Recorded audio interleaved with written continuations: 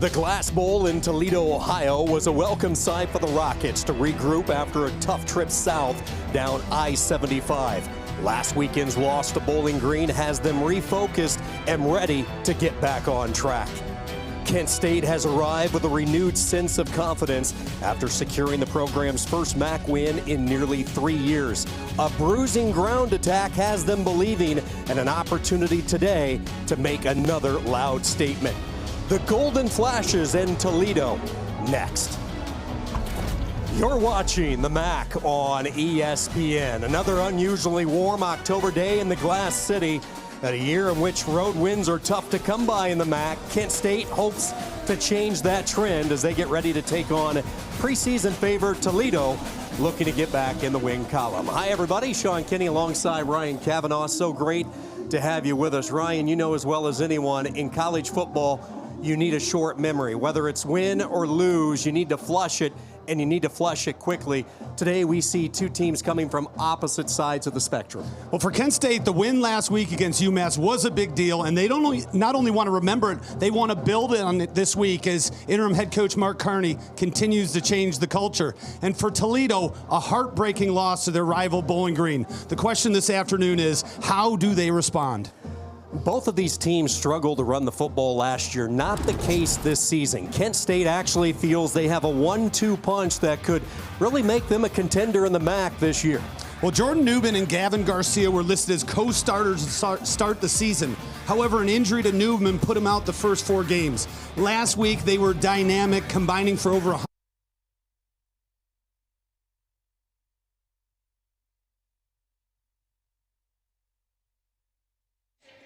Interim head coach Mark Carney trying to prove that he is the right guy to get it turned around at Kent State. The proud Cleveland native loves this part of the country, and his energy and persona certainly has made football fun again at Kent State. While for Jason Candle, milestone moment earlier this year, his 10th season at the helm. He became the Rockets' all-time wins leader. Nobody and no staff has been more steady and consistent in the MAC than what Candle has sustained during his time here in Toledo.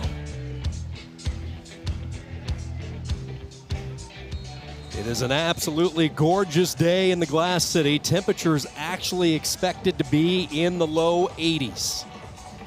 Toledo won the toss. They elected to defer, so it will be Kent State to get the football first. The approach by Robert Hammond, and we are underway. The 50th all-time meeting, but yet just the 9th time these two teams have met in the past 31 years. They don't get together too often in MAC play.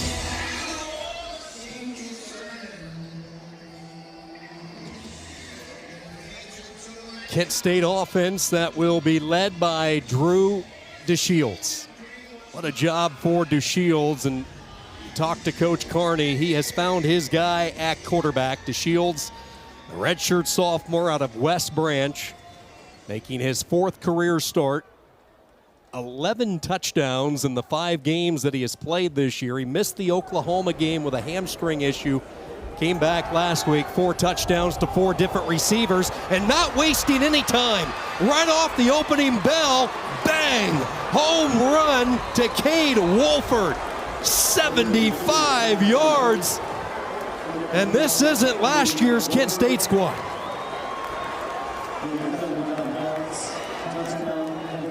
Toledo rolled a couple extra defenders up into the box.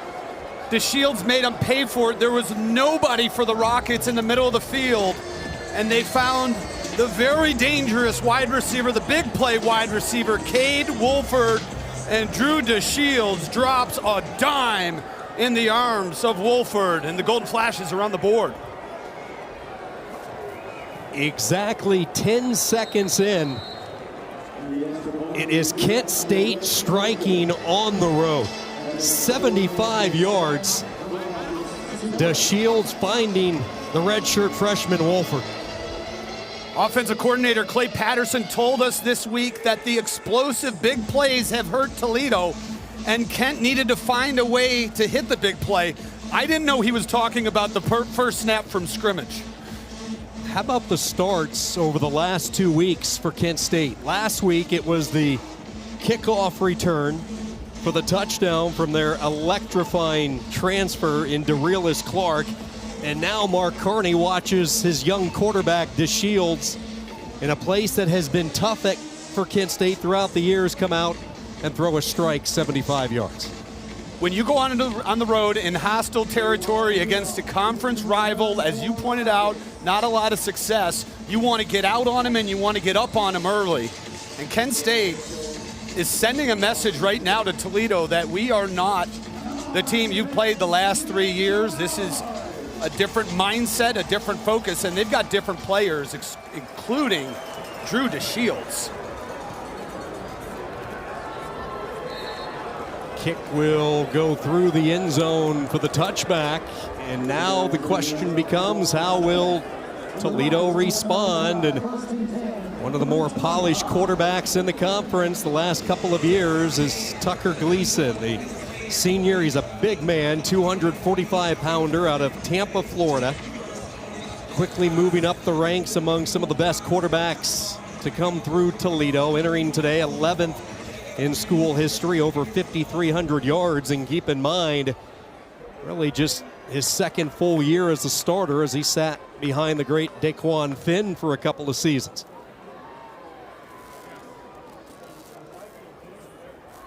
They go to the air quickly, and a catch made, tackled immediately. Loss of 4 as they try to get Vander Ross involved. Good job there by Mason Woods and the rest of the company. That's the matchup Toledo wants. They have their best receiver, Junior Vander Ross, on the outside. They throw the now route because they have Mason Woods, a linebacker, covering him. Woods was up for the challenge. As I told you in the open, Kenji Christian gets the start. No Chip Trainum today. A late decision ruled out.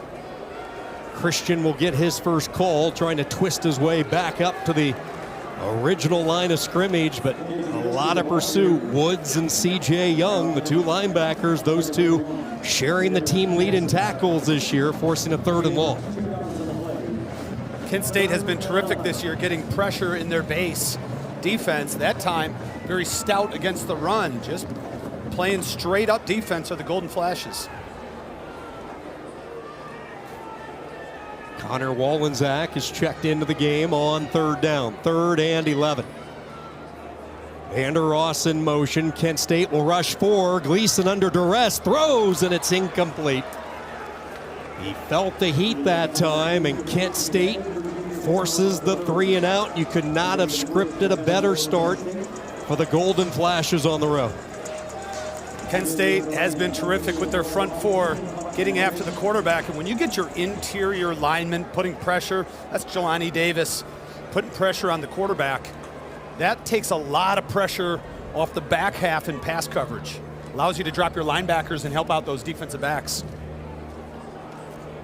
Duran with a booming kick at the 25-yard line, weaving up ahead, and it's a return of 9 as a lid pops off. 51-yard punt by Duran. How about this start for Kent State? The long touchdown pass, the defense with a quick 3 and out. DeShields and the Golden Flashes ready to go back to work.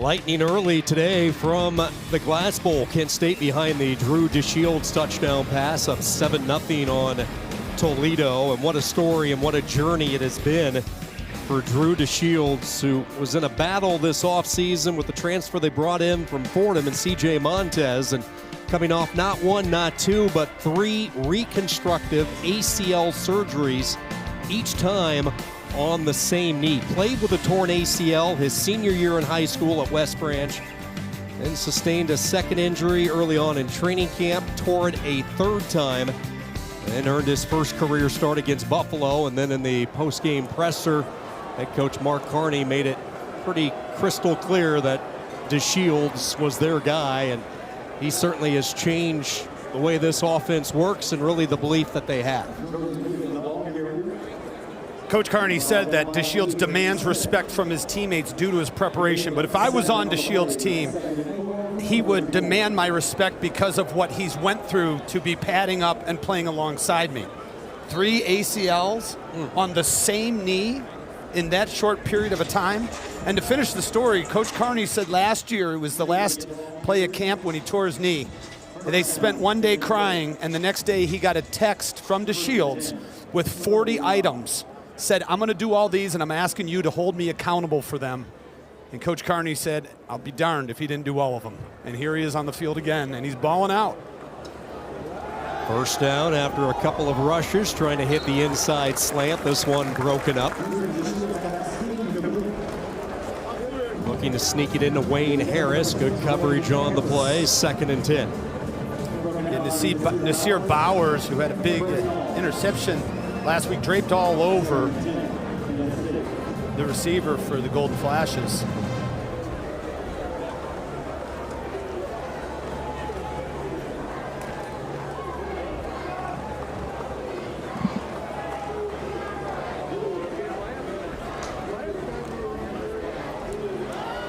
Option look as they run it to the field side and nowhere to go. Toledo stretched it out. Pursuit defense. Martez Pointer from his nose tackle position, running down Garcia, setting up a 3rd and long. They're running drive option here with DeShields and Gavin Garcia, but it's a great job at the point of attack there to stretch it out. Bowers playing in space, number 0, which caused Garcia to turn back in, which is what you want to do because as a defender, that's where your friends are at. Toledo, a defense that loves to play man-to-man in the secondary. 3rd down and long. DeShields flushed. Rolls left, throws, coming back along the near side, making the catch, but shy of the 1st down. Looks like about a yard shy. That's their leader, Wayne Harris, who they are really high on. They call him a pit bull in the locker room. Flag down as well. Let's see what the laundry is all about. I actually think that's a towel.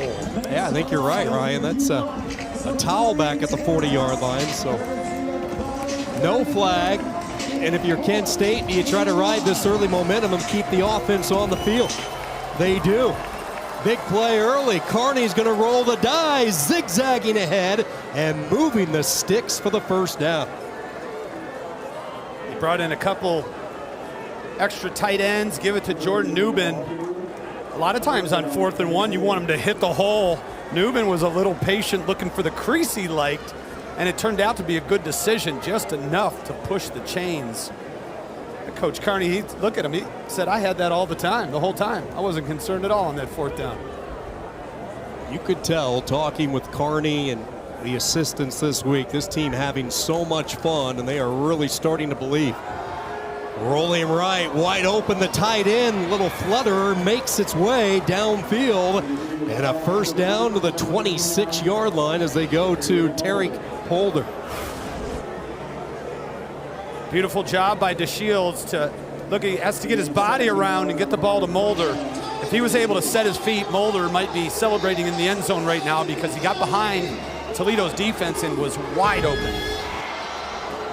Mulder, who they brought in from Presbyterian, actually went to Limestone College, but that university shut down, so they found him really late in the process.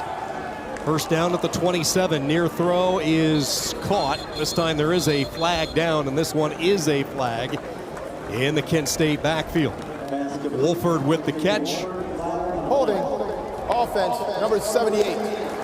10-yard penalty, replay first down. It's their massive true freshman left tackle, Tyler Meadows, who they simply call Mount. Meadows is on the left there. Yeah, a little bit of a takedown.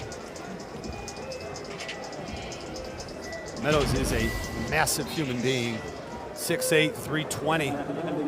It's rare these days to see a true freshman starting at this level, especially on the offensive line. Meadows is that guy. Making his 5th consecutive start. Did not start the first game of the year, but he has been the anchor at left tackle ever since. Trying to set up that screen. Dangerous throw. Somehow it got through. Looked like that was going to be trouble right out of the gate. Goes for a minimal gain. In fact, they lose a couple, but Kent State fortunate to still have the football.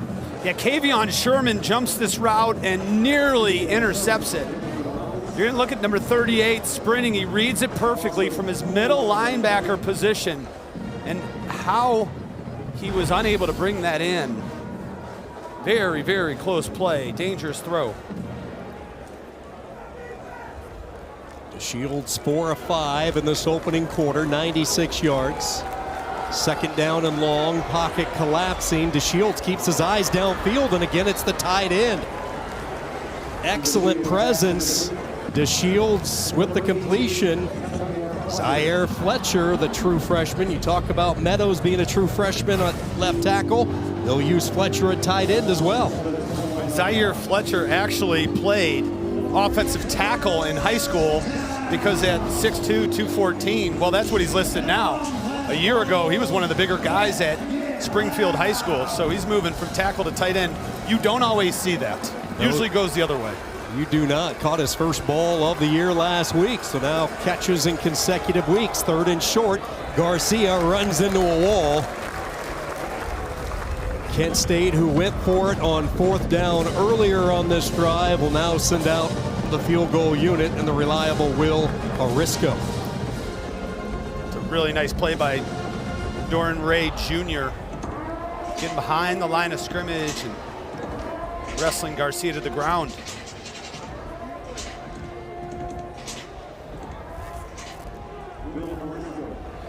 .38-yard field goal for Arisco. Kick on the way, line drive, hits the upright and bounces through. Big sigh of relief from Arisco. Out on the field. And in years past, those clingers don't bounce the right way for Kent State. Maybe they have turned the page. Off the upright and through. Golden Flashes extend the lead.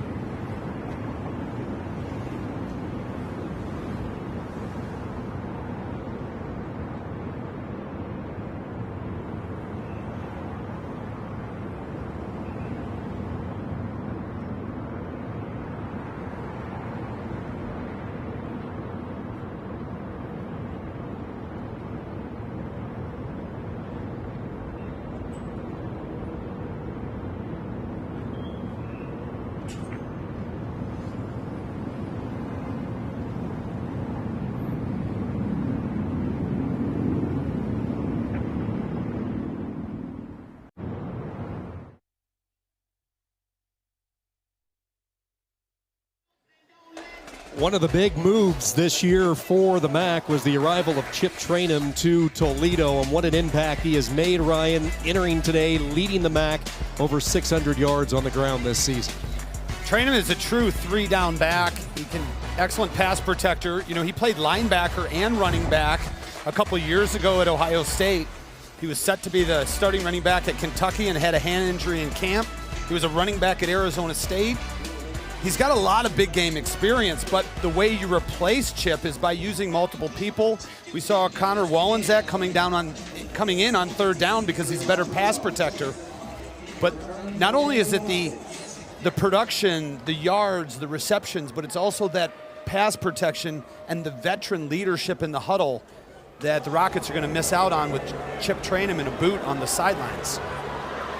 Trayvon Rudolph on the return, takes it out past the 20 up to the 23-yard line. Trainum started his college days in the desert at Arizona State, as you mentioned, went to Ohio State, had a couple of hand surgeries in his 1 year at Kentucky, and this was a Toledo offense last year that quite frankly struggled running the football, so that was a priority, not just to bring in depth at running back, but to take advantage of a more experienced offensive line that had 0 combined starts to begin the season a year ago.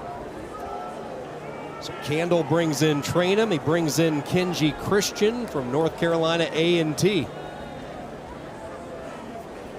Toledo on their second offensive series of the day as they try to utilize the speed of Vander Ross, but he is taken down high.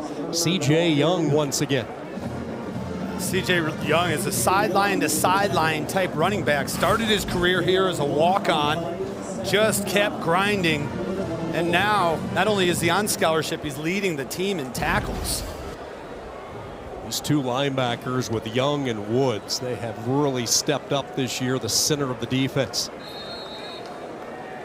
Not much over the right side. That'll set up a third down for a Toledo offense that is at the top of virtually every statistical category in the MAC. They flat out dominated Bowling Green for a half of football last week, yet the furious rally by the Falcons and the Battle of I-75 ended up with Bowling Green coming from behind and winning. What type of hangover would there be this afternoon for Toledo?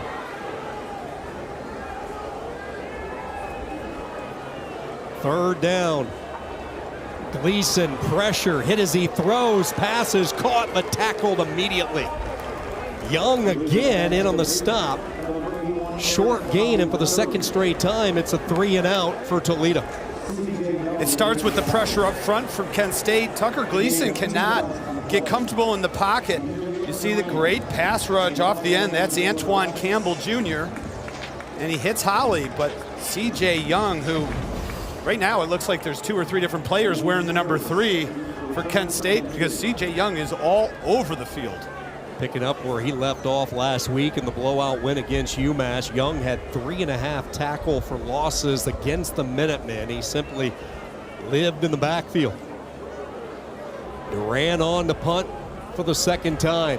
Another booming punt, drives the return man inside his 20, out past the 25 to the 29 goes Wayne Harris. 52-yard punt, return of 9. Kent State in control early. They lead it over Toledo 10-0, a little more than halfway through this first quarter from the Glass Bowl.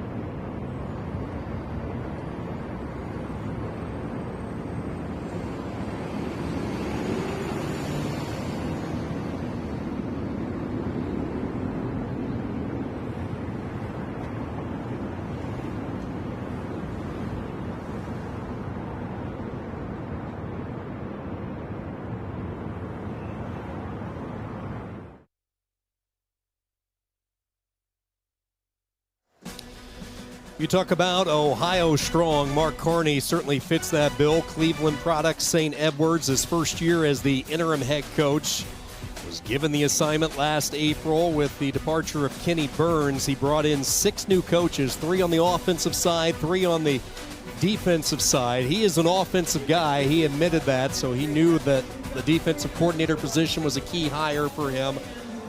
I know, Ryan, we both enjoyed our time with him this week. His enthusiasm is contagious. It sure is, and it's spreading throughout Kent State and really, frankly, the state of Ohio.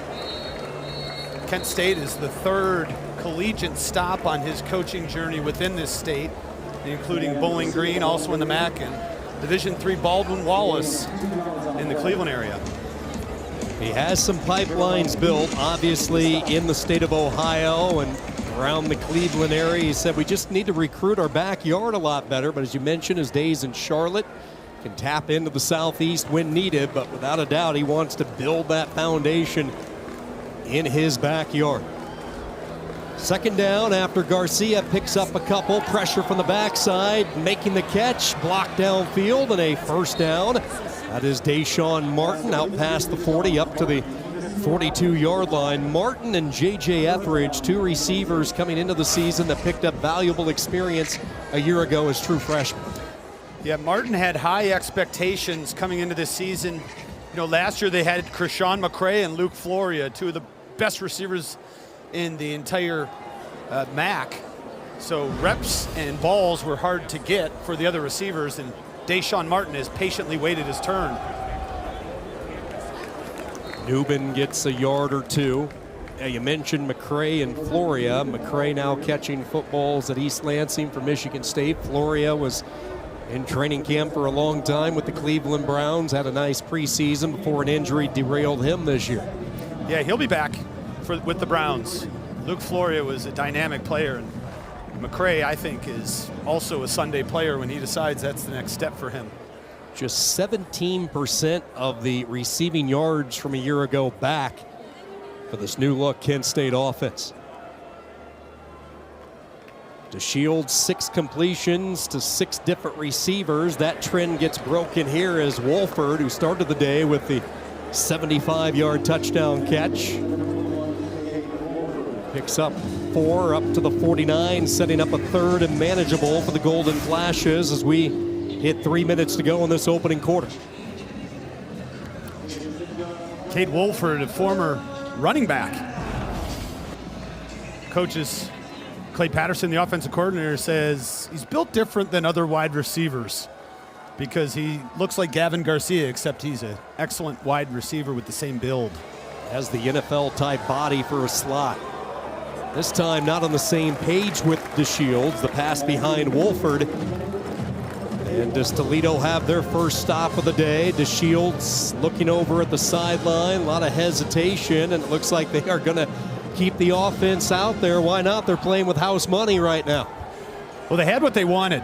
It was an out and then an in-breaking route, but DeShields had a little pressure, had to get rid of the football, and maybe threw it a little too hot for Wolford to get his hands on. Do you like this call instead of playing field position? I think they might be trying to make him jump off sides and punt it away, but if they go for it, now it's a timeout. They're going to utilize a timeout. Kent State taking the timeout. There was some hesitation, and Their first timeout. they were changing up personnel, and they want to make sure they are all on the same page if indeed they truly are going to go for it here. And this would be a big roll of the die. You have the momentum. To answer your question, I don't like it if they go for it. I think everything is going your way. Toledo's possessed the ball twice, and you've 3-and-outed them as a defense. Play the field position game. Toledo's down, chip train them. All the momentum is on your side, and I know the stat sheet, when you look at the numbers at the end of the game, momentum won't be listed on there, but it's a real thing. And Coach Carney, He heard you. you think so? Yeah. I was wondering what the headset he had on was for. Listening to us. He saw a tweet last night of yours, so he's listening. That's true. Well, they change up their mind. They will send out the punter, so we get our first look of the day at Charlie Durkin, who won the punting job back in week 2 this year. Durkin will do his best to try to pin Toledo deep. Bearcats signal for at the 11-yard line. Good job there by Durkin. 40 yards on the punt. And I think that's the right decision. Toledo has struggled to move the ball thus far. I know they've only had 2 possessions, but you don't want to give them any extra advantages when they have a team that's struggling. As we take a look at Junior Vandeross, who's going to be even more important, I think, Sean, would train him out of the game to get Vandeross involved, because he truly is the most dynamic offensive weapon for the Rockets. He's had a great career, 2022, part of the MAC championship. Last year, a first-team All-MAC. He's been a part of 3 straight bowls, including a couple of bowl wins. And now it is Christian with the first down of the day for Toledo, able to get to the outside and utilize his speed. He almost got him with the stutter step for a big-time gain. Nice job blocking at the point of attack. Touchdown saving tackle. 17 yards for Christian. They move the sticks for the first time, and now a little bit of rhythm, a throw and catch. That'll move the chains again. They pick up 11 yards, and that is Treadway, the true freshman, who saw some reps last week, mainly as a blocking receiver just because of his size. He's a big body. That first collegiate catch by Ryder Treadway. 13 yards in the completion as they go to Christian. Thing about Toledo throughout the years, they have always been so consistently creative offensively. They can beat you in a number of ways.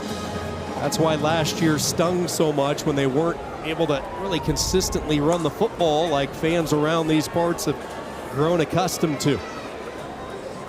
Second down, Gleason with time. He will launch. Rudolph, the transfer from Northern Illinois, catches in stride. Touchdown, Rockets.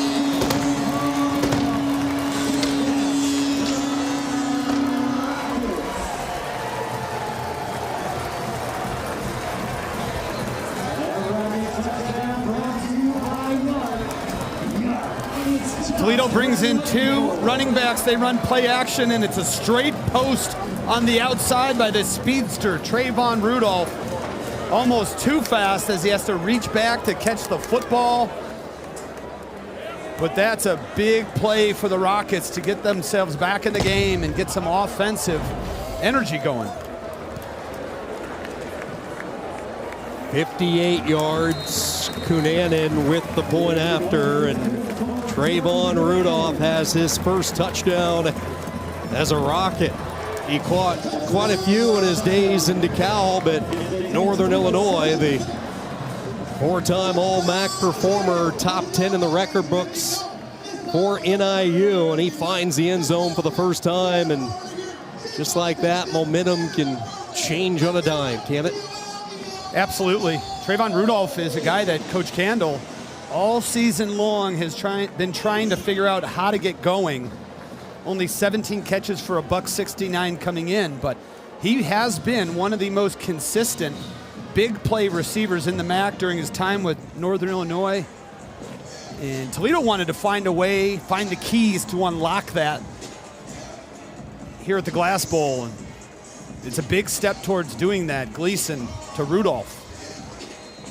You know, we talked about dynamic duos at the receiver position last year in the MAC, and with Floria and McCray for Kent State. Well, you had Newton and Vandeross last year for this Toledo team, and they were active in the portal, as you talked about, trying to find someone to replace the big-time numbers put up by Newton, and they thought Randolph could be that guy. On the return, the dangerous, the realist Clark takes it out past the 35, up to the 40, and there is a look at maybe the most dynamic return man in all of college football right now. Hold your breath kind of return man, Sean. When he catches it, just hold your breath. And he was very close to having a third kick return for a touchdown this season. You see his numbers there. First in the NCAA with 2. And you see his name.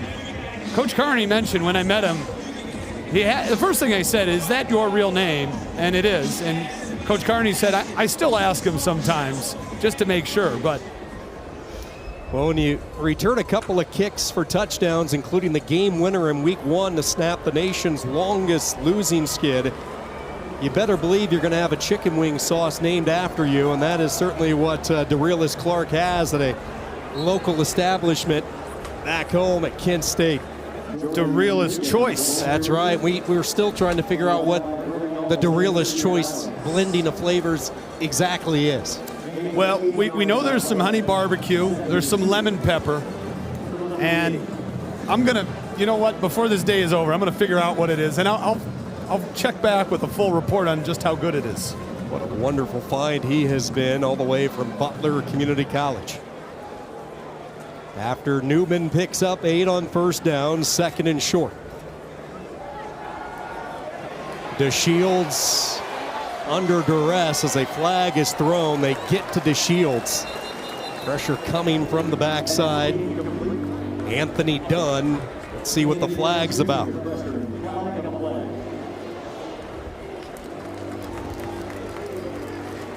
Early indications are a hold on Kent State. Holding, offense, number 18. 10-yard penalty, replay, 2nd down. Hunter Hopperton, the tight end. Take a look, Ryan, top of the frame here, trying to slow down Dunn. Yeah, it was on the bottom. He was blocking on the edge on the right, unless they got the number wrong, because that was Junior Diallo. Looked like a couple of holds there, actually. Yeah, take your pick. 2nd down. DeShields will try to get some of the yards back. This one too tall, trying to thread it in the zone coverage, looking for Martin, setting up a 3rd and 12. So the common denominator on the last 2 drives, if you're Kent State, you've had a penalty on early down, really set you behind the sticks a little bit. First down, especially in college football, is so important to hit some yards. You never want to play behind the chains, and now it brings up a 3rd and 12.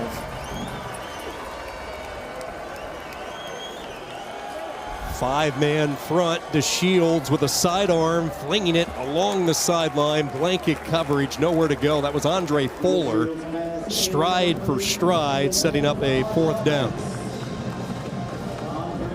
They were looking for the big body Banks, and Kent State, who had the momentum early, all of a sudden seeing some of that momentum go back to the preseason favorites on paper coming into the season, Toledo. Yeah, you mentioned Andrew Fuller rather. He's had an excellent year for Toledo, but he's been picked on a little bit because he's on the opposite side of Avery Smith. Avery Smith might be the best cover corner in the MAC, and when you're good, offenses don't throw at you.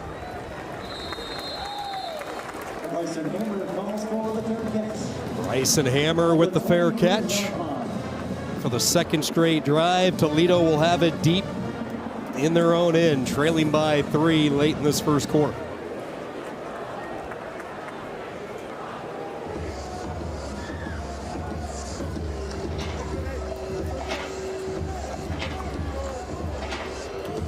Toledo's had to earn it. Every drive has started deep in their own territory. Gleason continuing to work his way up the top 10 charts, both in passing yards and career touchdown passes, has added 1 to that total today, now at 45. 245-pounder shreds off some contact and throws a strike up ahead, and then carrying the pile out past the 45 up to the 46-yard line on what should be the final play of this first quarter. 23 yards to Holly, and after one, a shootout early. Kent State certainly showed up ready to go. Very first play, 75 yards to Wolford. The Rockets able to get it back. Kearney's boys looking for the upset. Rudolph the touchdown for Toledo, 10-7 after 1.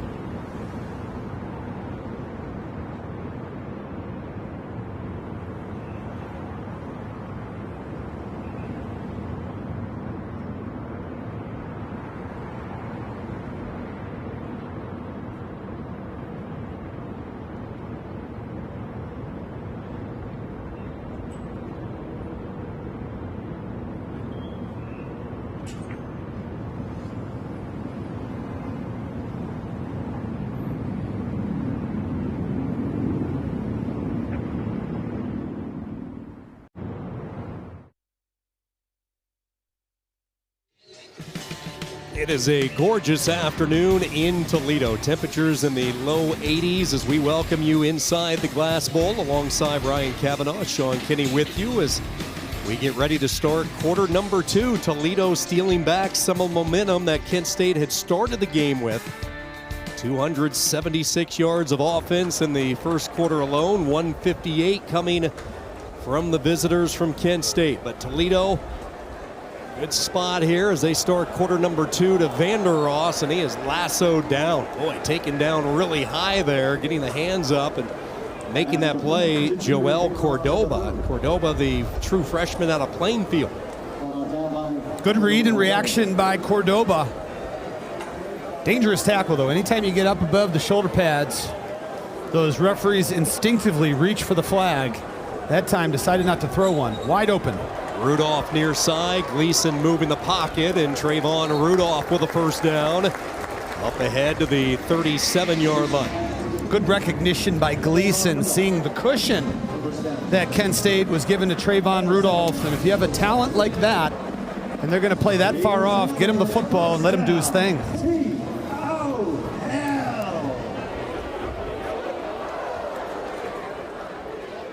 This is a young secondary when you look at it for Kent State, especially at the cornerback spot.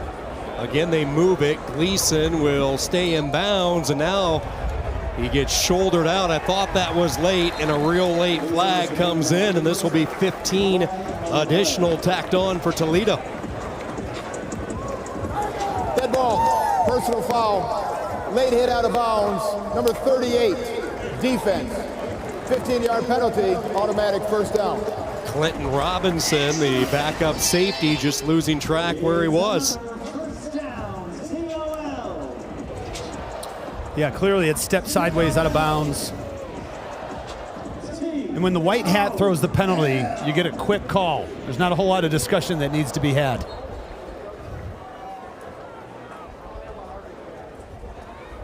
Toledo makes their first trip inside the red zone today, 81% this year. Red zone opportunities hurt them last week in the road loss at Bowling Green, and stood up at the line of scrimmage as Wallensack and driven back.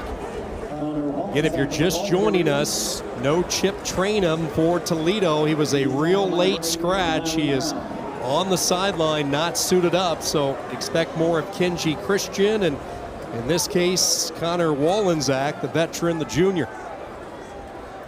It's a good drive for Toledo. They'd like to finish this with a 7, not a 3. Christian back in the game. He gets the call, makes a defender miss, makes a second miss. Now gets an aid from his tight end, Peterson, as he stumbles his way up to the 10, bringing up a 3rd and short. This is excellent footwork in tight spaces by Kenji Christian. Watch this right here. Boom. Pretty nice work by Kenji. Hawley and Vander Ross to the top of the screen. Rudolph on the boundary side. Wallensack, the tailback, to the right. They put Rudolph in motion. Gleason will zip it toward the back of the end zone, incomplete. Nowhere to go. Trying to get it to Sam Lee, the big tight end transfer from Hillsdale, 6'6", 238. Good coverage. Soy Abu Hamda with the coverage that time for Kent State, so they will send out the field goal unit. Dylan Cunanan from 28 yards. Cunanan this year, 5 of 6, not many opportunities, and he will put this one up, and he will put it through. So we started the day with 10 unanswered for Kent State. Toledo is countered right back. Cunanan from 28 yards. We are tied, a little Saturday action.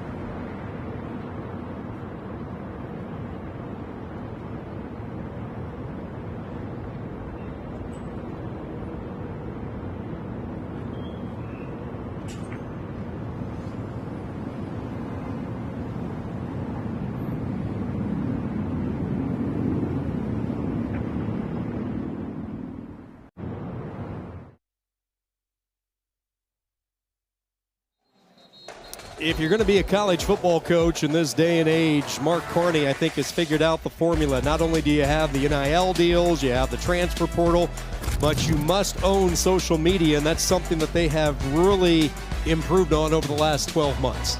And this is one of them, the tradition wall, where former players can come up and sign it.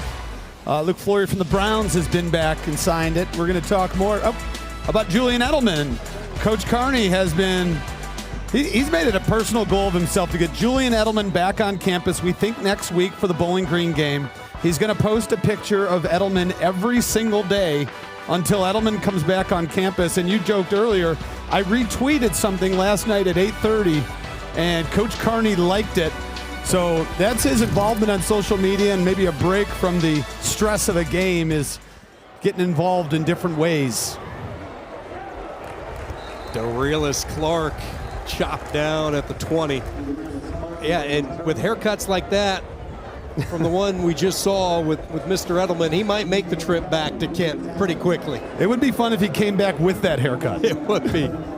Oh, what a great player he was. And, you know, the story with Julian Edelman, never played the slot position at Kent State. He was a quarterback for 3 years for the Golden Flashes, but one of the biggest names to come through the program, and Carney has latched on to a lot of the history of the program and trying to merge history with the present times. Coach Carney told us this week that they need to earn back fans and trust, and he needs to let people know who their program is. And I think he's done a terrific job of giving that introduction to fans and, again, as you mentioned, bringing the past into the future. This becomes an important drive all of a sudden, I think, for Kent State. They had the momentum early, but a couple of penalties have really stymied them on the last couple of series, and now they need to try to get mojo back on their side. And they just watched Toledo do it. You know, you go back to last week's game, and absent the safety that Bowling Green had, that was 38 straight points scored against Toledo. That's a good point. Including the 10 here from Kent State. But they seem to have righted the ship, and now Kent State needs to win the battle, a tug of war for momentum and points. DeShields just gets rid of it. Dangerous throw as Fuller was in the vicinity and he had not left the pocket, and here come the flags. Pressure up the middle by Davis, Malachi Davis and company. Intentional grounding, offense, number 12. Loss of down, spot foul. It will be third down. When you're a quarterback, Sean, and you see pressure coming from your left and you turn and then it's from the right, you're already backpedaling. Watch, he gets into his back pedal, and you see that hesitation because where he wants to go is to the left and he can't. So now he's backpedaling, and you're either going to take a sack on the doorstep of the goal line or try to do something with the football. Either way, the doorstep of the goal line is where they're operating from right now. From the shadows, 3rd and long, and we have a stoppage and I believe a timeout. That's because the Golden Flashes only had 10 players on the field. That won't work.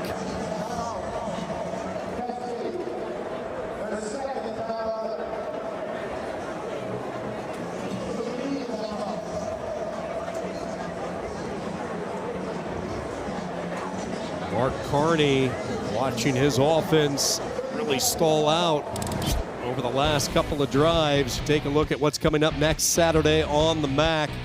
Ryan will pay a trip to Buffalo to check out the Bulls entering today, one of 3 unbeatens in the MAC. They will take on Akron. Bowling Green at Kent State. Western Michigan, Miami will be a big one in Oxford.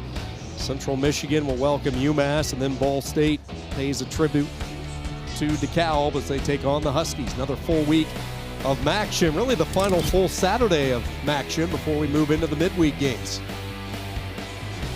Yeah, now other conferences are piggybacking off the MAC with the midweek games, but let's not forget who started that trend.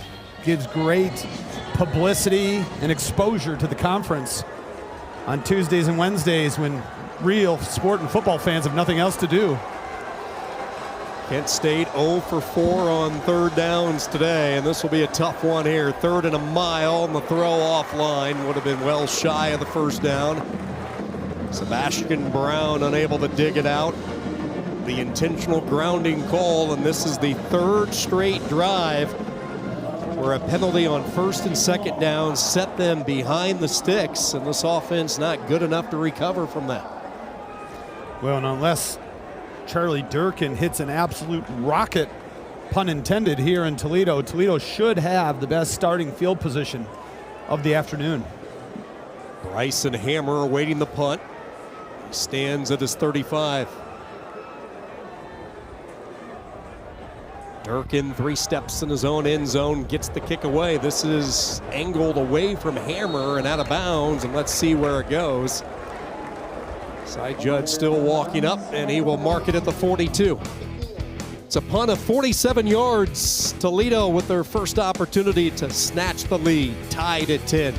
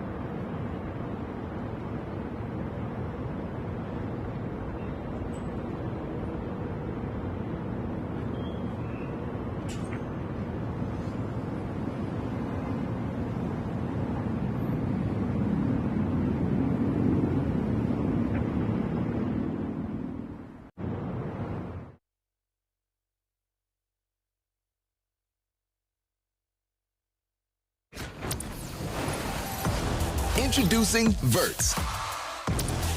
Swipe for news and highlights. Now available on the ESPN app.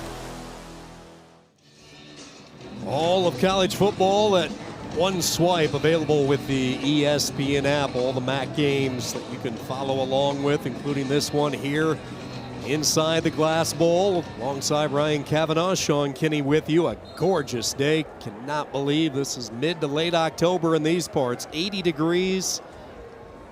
Some storms, some rain off in neighboring communities, but we should be in the clear today as Toledo starts from their own 42-yard line in the cutback vision. And into plus territory goes Kenji Christian. Good surge over the right side from Spoff and Rhett. Kenji's looking a little bit like Chip Trainum there at the end of the run there, lowering his pads, finishing strong, running over Kent State defenders. They go tempo for the first time, and again it is Christian showing the ability to make defenders miss. 2 carries, and just like that, back-to-back runs for Kenji Christian as they push to the 41. Really impressed with the footwork of Christian, allowing his eyes to dictate where his feet go, but he's so quick when he decides to change directions. Talk to the coaches around Toledo, even in this offseason. They say Kenji Christian is a player that really makes cuts that others cannot. We saw a perfect example right there on that last carry. Vander Ross, who has been quiet, in motion. Gleason looking over the middle, nothing there, now being pursued. And wisely, he will throw it away, and then he paid the price. He heard the footsteps, and that was Nylan Brown who delivered the boom. Really nice job by Nyland Brown to stay home and then come up on Gleason when he decided to spill from the pocket. They were looking to try to get the ball to Vandeross. Linebacking core that's depleted a little bit with Kanan Williams out today. Nyland Brown going to see more reps along with Samaj Cross. 2nd down and 10. This is Christian following Peterson up the hole. We'll take it to the 36. Excellent lead block by Jacob Peterson, the transfer they brought in this offseason from Holy Cross.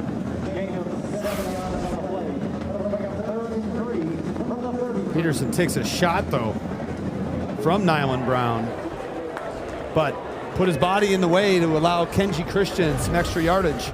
Good pickup on 2nd and 10. Gotta believe if you're Toledo, this is 4-down territory. Jason Candle, one of the more aggressive coaches on 4th downs in all of college football. They go 2 wings here. They stretch it wide, and a loss on the play. Tackle for loss. The TFL coming. That was Darian Blackowitz, the true freshman out of Millville. And let's see if that changes how Toledo wants to play. They talk about swallowing him up. Watch Blackowitz absolutely cover Wallensack up, take him down. We've seen several true freshmen for Kent State making plays this afternoon. Blackowitz is just the next one. And it does change their thought process. Yeah, they're going to send out the punter. They were not anticipating on losing yardage, but Blackowitz does his job, and now it will be Duran on the punt, but there is a flag down. Looks like some movement. This should give Duran a few more yards to work with. Offense, number 4. That penalty is declined. 4th down. And Toledo says, nope, we're not going to give you the extra yards to try to pin us deep. Yeah, I was going to comment that that would be the best thing for Toledo, is to give themselves more space, because punters generally don't practice kicking 50 yards and placing it in the corner, but we'll see how it goes.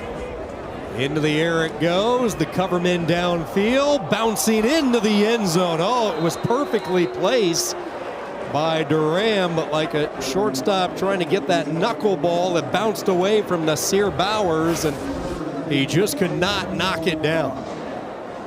That's a bad bounce.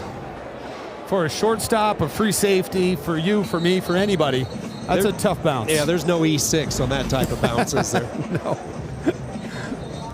No. None of that is being handed out here. Kent State comes up with a key stop. Looked like Toledo had some momentum. Christian had ripped off double-digit gallops on back-to-back carries. They were looking at 3rd and 3, but the TFL altering the course, and the Rockets forced to give the football back. Drew to Shields and company from the 20, and this throw knocked down. Bowers got his hand on it. You can bet he's pumped up after that last special teams play, and he makes an immediate impact. Bowers is reading to Shields' eyes, and he sees him wanting to hit the hitch. And look at the break by Bowers. Lays out, just gets enough of his hand on it. Avery Smith was all over the receiver. There wasn't going to be much there, but Bowers made it, change it from not much to nothing at all. 2nd down, they will hand it off. And doing a pretty good job just picking up positive yards. Goes Jordan Newman. Newman, a great story. Grad transfer, made his season debut a couple of weeks ago against Oklahoma. So this is just his 3rd game. Really healthy for the Golden Flash, as he had to sit out the first few games nursing the injury. Speaking of injuries, one of the offensive linemen down. Newman, who looked like he was going to be the back for Minnesota for a while, had a really good season with the Golden Gophers his sophomore year, rushing for close to 600 yards. And Ryan, we both remember the game he had against Michigan State, where he carried the ball 40 times for over 200 yards, but never really panned out in Minneapolis. But a breath of fresh air for Coach Carney and company. Injury timeout as they work on Ashton Rivera. We'll be back with more after this.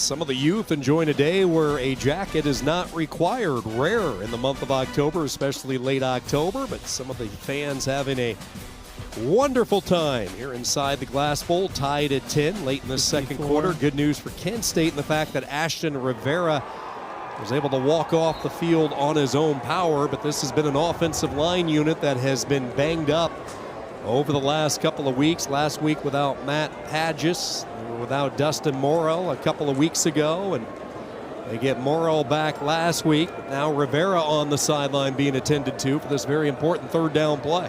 Yeah, they're going to move Jamarcus Hill in at left guard. 3rd down and 7. DeShields with the throw and catch and a first down. They needed 7. They pick up 8. It is Harris with the catch, his second catch of the day, and a pivotal 3rd down conversion. They needed something positive on offense in this second quarter. Yeah, after what was a pretty explosive first quarter offensively, the tide has turned into being a defensive battle. It's always a defensive battle when the Rockets are out there. They, year in and year out, one of the better defenses of the MAC. Vince Karras always does a terrific job with the program on that side of the football as Jordan Newman, a little bit of a crevice opening up. He picks up 7 up to the 38. Second that with Vince Karras, just a tremendous defensive tacticianer. Eshawn Carter was in the backfield early. They go tempo again, but this time Anthony Dunn was there, slicing down from his defensive end, outside linebacker position. 3rd stop for Dunn, who started his career at Marshall, spent a couple of years at Florida A&M, and now here he is with Toledo. Going to a 4-man front here on 3rd and short. They bring in Doran Ray to play next to Martez Pointer on the defensive front. Anticipating a run are the Rockets. They overload the right side, couple of tight ends, 12 personnel and a first down. Not by much. McNeil Warren, one of the top safeties in the country. Mel Kiper had him as one of the top names to keep an eye on this week come NFL draft time. It looked like initially that there was enough to move the chains, but they are going to bring out the measurement, something rare in today's college football scene. Yeah, you're lucky if you get 1 a game. You really are anymore. Looked like he went airborne and twisted for enough. Going back to Emmanuel McNeil Warren and Vince Karras. Vince said the sky's the limit. And he said, what do you want a defensive back to do? Cover, tackle, demonstrate range, especially at safety. And McNeil Warren does all of those things very, very well. Stretch the chains, and as I thought, Garcia picks up enough. Back-to-back 3rd down conversions for Kent State. Yes, if anything, it looked like a bad spot because it was only the heel of his foot that was on the ground, and he ended up with the football much further. So I understand your initial reaction thinking this is an easy first down.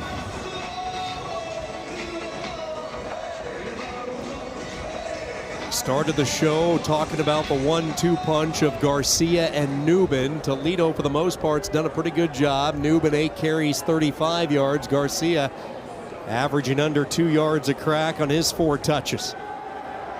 Drew DeShields' pass batted up into the air and knocked away.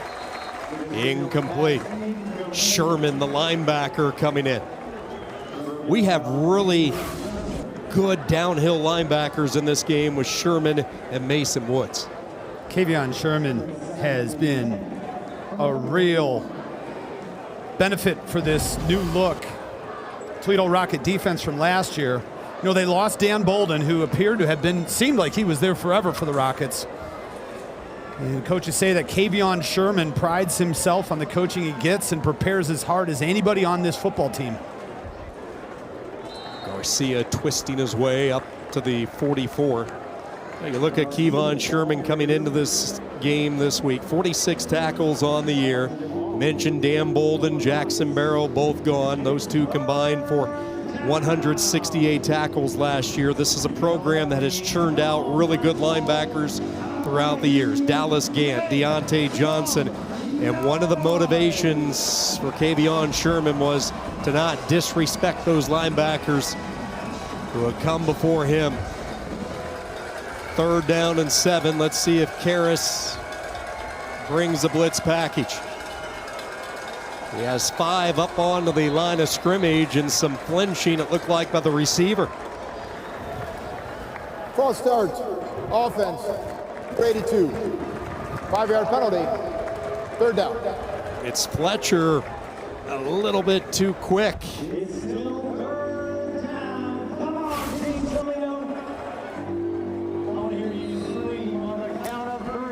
You know, they call them rookie mistakes, but maybe we call that a true freshman mistake. And nothing drives an offensive coordinator more crazy than a wide receiver jumping off sides, because they can just look at the football. 3rd down and long. They set up the screen over the middle, but it's sniffed out beautifully. Langston Long, the transfer from Virginia, stayed at home to make the play. That's about as good as you can play. And this had the potential for Deshaun Martin to make a really big play. They had everything they want. They caught him in the blitz. They threw it over top. Lineman in front of him. Langston Long able to get underneath all that traffic. Look at the job by Langston Long. Just undercuts, gets inside of Jamarcus Hill to bring down Martin. Barely getting the kick away is Durkin. Hammer with the fair catch at the 19 as Toledo came after it. 39-yard punt by Durkin.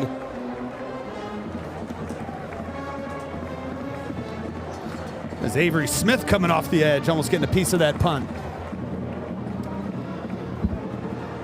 So much consistency with the Toledo coaching staff. Jason Candle up top, his 10th year on the sideline, and with these coordinators that he brought in prior to the 20 season, 6 years between the head coach and the main coordinators. Nobody's been better. And again, in this day and age where coaches are moving around, so impressive, just tells you about the culture they have built here. Throw and strike, and it's Rudolph who's at his best day as a Rocket in this first half. 1st down catch out past the 30. Going back to the continuity, Vince Karras, Mike Hallett, and head coach Jason Candle, all graduates of Mount Union, and the coaching tree of Larry Karras, who's Vince's father. And this game is a contrast. You have Jason Candle, who's been the head man at Toledo for 10 years, and across the sideline, Mark Carney still carrying around interim in front of the head coaching title. Hoping that interim tag gets lost, especially if Kent State continues to play the type of football we've seen them play over the last couple of weeks. Gleason with that long throw across the field, this time off the fingertips of Vander Ross. Extremely difficult pass for any quarterback, but when you're throwing from one hash mark and you're throwing an out to the opposite end of the field, you know, the field's 53 1/3, so it's about, 35-yard plus out route to get 2 yards. How about the job defensively for Kent State? Vander Ross, 2 catches, -3 yards. He's carried the football once for 1 yard. Yeah, credit to the defensive backs, primarily Jair Rollinson and Terrell Miller. It's a tough assignment. Vander Ross, the decoy. Christian ran into his own blocker. Went right into the back, it looked like, of Carter Foudy that time. And 3rd down. Right into Foudy. And Foudy tried to grab him with his left hand and be like, that's my bad, get up there. Not enough, 3rd and 10. Keep an eye on the clock, inside 3 minutes. Toledo yet to convert on 3rd downs today, 0 for 4. Peterson, the tight end, to the right. Gleason's going to go deep. One-on-one coverage. High pointing the ball is Vander Ross, and a 1st down. Quiet no more. Junior Vander Ross with a key 3rd down catch. It's a really nice ball placement by Tucker Gleason. Didn't look to be the tightest spiral, but the spot was perfect. And if you get the ball near Junior Vander Ross, 9 times out of 10, even more than that, he's going to bring it down. That was a big play to flip the field. 34 yards to Vander Ross. We were just talking a moment ago about how quiet a half it had been. Type of player who can change that in a hurry. Looking for a cutback lane is Wollensack. Snowed under at the 21 on what should take us to the 2-minute timeout. Intriguing matchup today. You had the preseason favorite in Toledo. Kent State, not a lot of respect coming into the year, predicted last, but they have put up a fight today. Tied at 10, a draw as we hit the 2-minute timeout.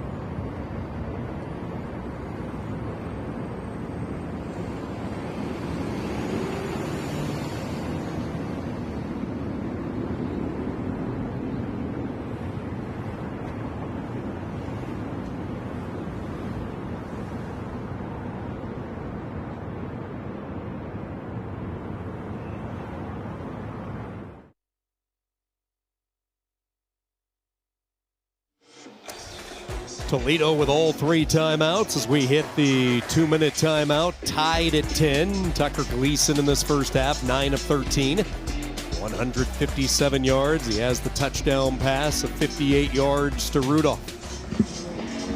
Penalties, an area that really sunk the ship last week for Toledo, doing a much better job. They have yet to commit a infraction in this first half.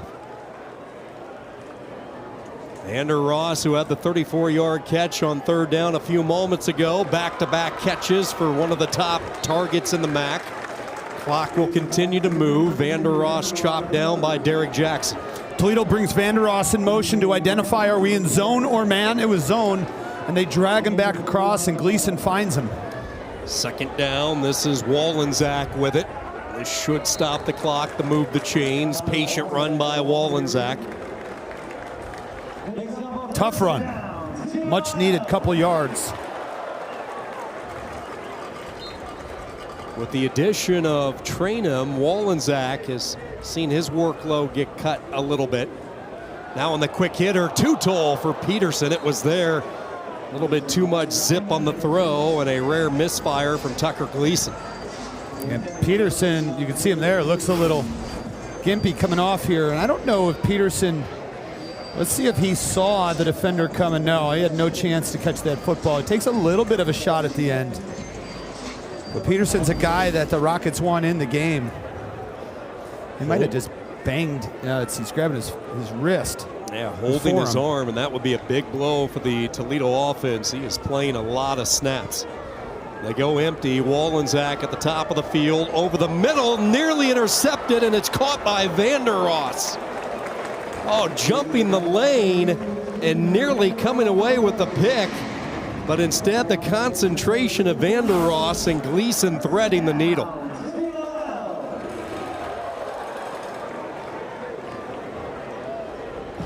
DJ Barnes had a real opportunity at it. And if you're Toledo, you're in no hurry right now. Plenty of time. You want to make sure if you score, you don't give Kent State any opportunity, especially with their return man, Clark. So you're going to see them work the clock a little bit. All 3 timeouts for Jason Candle. Keep an eye on number 43, Sam Lee, the 6'6" tight end. He's to the right of the formation. Last time they got in the red zone, he was the target. Number 43. Gleason looking, nothing there initially, now trying to buy some time. Gleason lobs it, caught for the touchdown. Ryder Treadway, not just his first catch earlier in the half, now he adds his first career touchdown, the true freshman for Toledo. Treadway, 6'3", and he uses all of it to go up. Watch him, he changes his route to go get open, and Gleason does an excellent job while scrambling to keep his eyes downfield and find Treadway.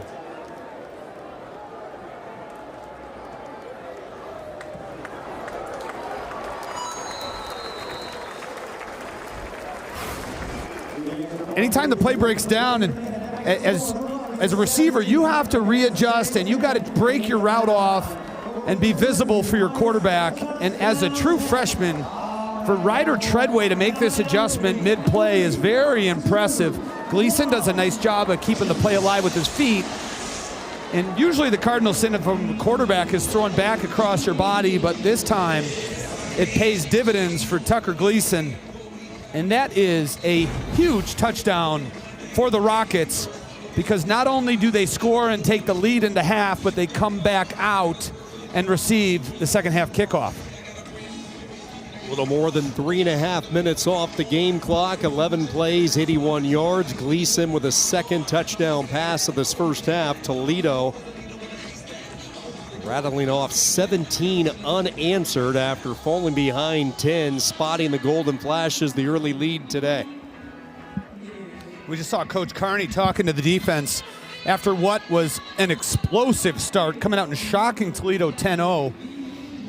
I don't want to say demoralizing, but it's not ideal to go into the half down 7 after jumping out ahead like that. However, the mindset of this team is different, and they focus on improvement and the next play all the time, and you have to have a short memory in college football, but Kent State has been practicing that short memory all year long.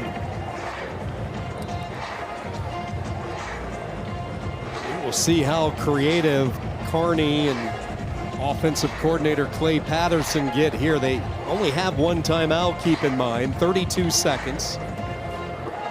This game has really worked a complete 180. It was all Kent State for a good chunk of the first quarter, but yet DeShields in this offense stymied in quarter number 2. Only 29 yards of offense in this second quarter.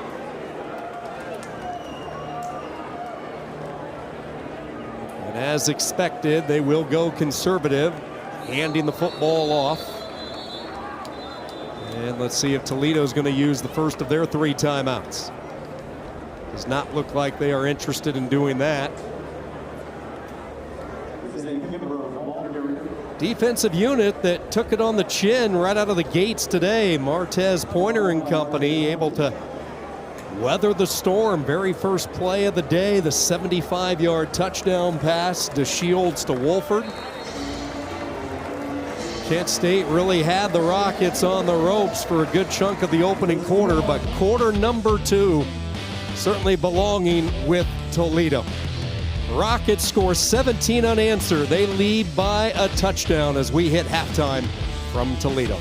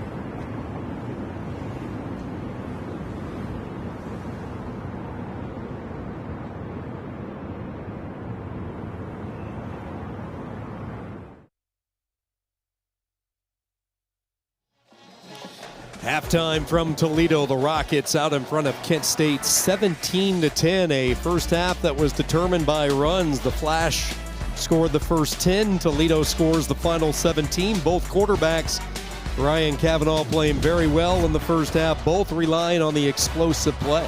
Very similar numbers and doing it a little bit differently. Lot of long passes, of course. DeShields on the first one was a big one. Tucker Gleason has completed more passes in the intermediate ranges, using the entire field, hitting Vander Ross coming across, whereas DeShields driving the football further. But, you know, the guy on the right, Tucker Gleason, he's played a lot of football in this conference, and Drew DeShields looks to be at that level already with only a second or third career start. Gleason, the 58-yard touchdown pass to Rudolph, 75 yards, DeShields to Wolford. 17-10, Toledo on top here at the break.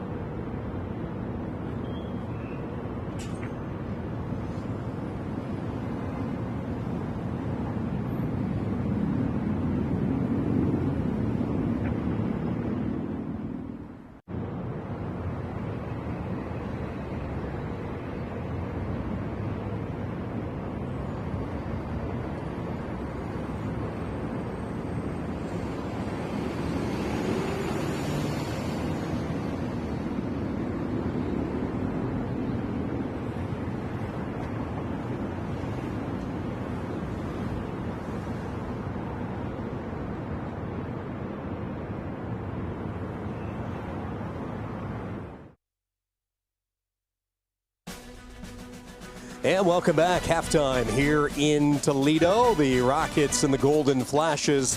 Another week of action last week left us with some incredible plays. Let's dive back and take a look at some of the top plays in the MAC from a week ago.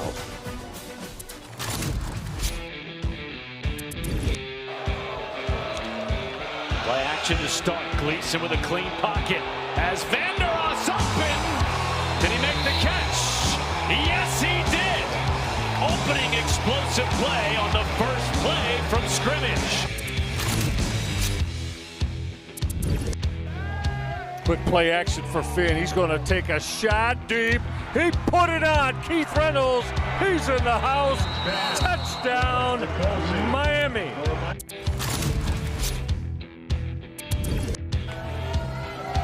He stays in to protect. Quarterback takes a hit, and it's intercepted. Taken away by Bryce Llewellyn. To the 20, and tackled finally at the 15.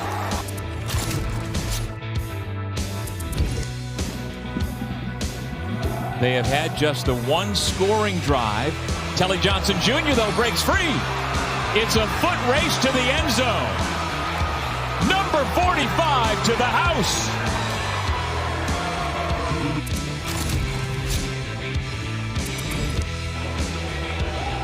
Pressure off the edge. Sets up a screen perfectly. Up the middle, it's Petaway. Inside the 10 and the 5. Touchdown, Bowling Green! And now, DeShields rolling to the right, letting things develop into the end zone. A diving grab! Touchdown! Golden flashes to Sean Martin!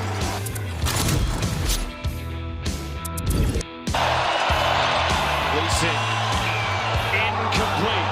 Intercepted. They say it was picked off. I think he did. And pick. That's an interception.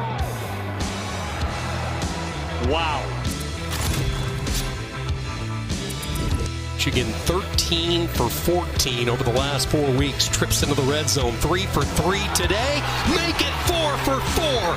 The talented freshman Chenault with the soft hands. Touchdown Broncos. All right, here we go. Kickoff from Marcus Lai. He sends that football end over end into the air, and it is retrieved. Here come the golden flashes and a nice burst. This is going to be how you want to start a football game. Unbelievable return. It's a touchdown for the golden flashes right out of the chute. Thought that we would be talking about Bowling Green being down 7 points with 7 minutes to go and having football. There's some trickery. Garcia's going to throw it. Has Petaway open. He catches it in stride. There goes Petaway. Touchdown, Bowling Green.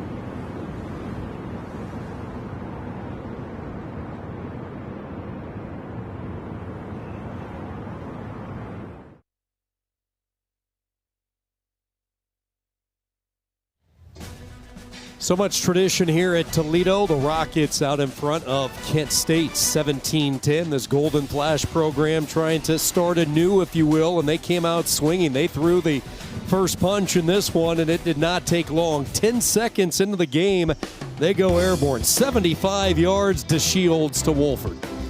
When you're on the road and you're looking to continue momentum off the win last week, that's exactly what you do. You punch them in the mouth right away. To Shields to Wolford. And they actually kept it rolling. Nice pass by DeShields finding his tight end. They came out, I liked what they were doing offensively, Sean, mixing up the run and the pass. But it was only a matter of time before the Rockets offense got rolling. Kenji Christian seeing more reps with the injury to Chip Trainum, and then the touchdown passes from Gleason in the first half. This really got them going. The long strike to Trayvon Rudolph, the Northern Illinois transfer, and then right before the end of the half, again, the ability to make defenders miss. Christian setting up a red zone opportunity, and then the field goal that got put through by Cunanan. But the Toledo defense really the story in the second quarter. They held Kent State on 13 plays to 21 total yards and only 12 yards rushing on the ground on 8 carries. The Rockets defense truly was swarming, and right before the end of the half, the Rockets got the ball back one more time, and that was the play that passed to Junior Vandeross to extend the drive. Yeah, 3rd and long. They get 34 yards to Vandeross, who prior to that point had been really bottled up. And then the first career touchdown catch for the true freshman Treadway right before halftime. And Toledo, a little more than a week away from Halloween, having some fun. 17-10, the Rockets lead over Kent State. We'll be back with more from the Glass Bowl after these words.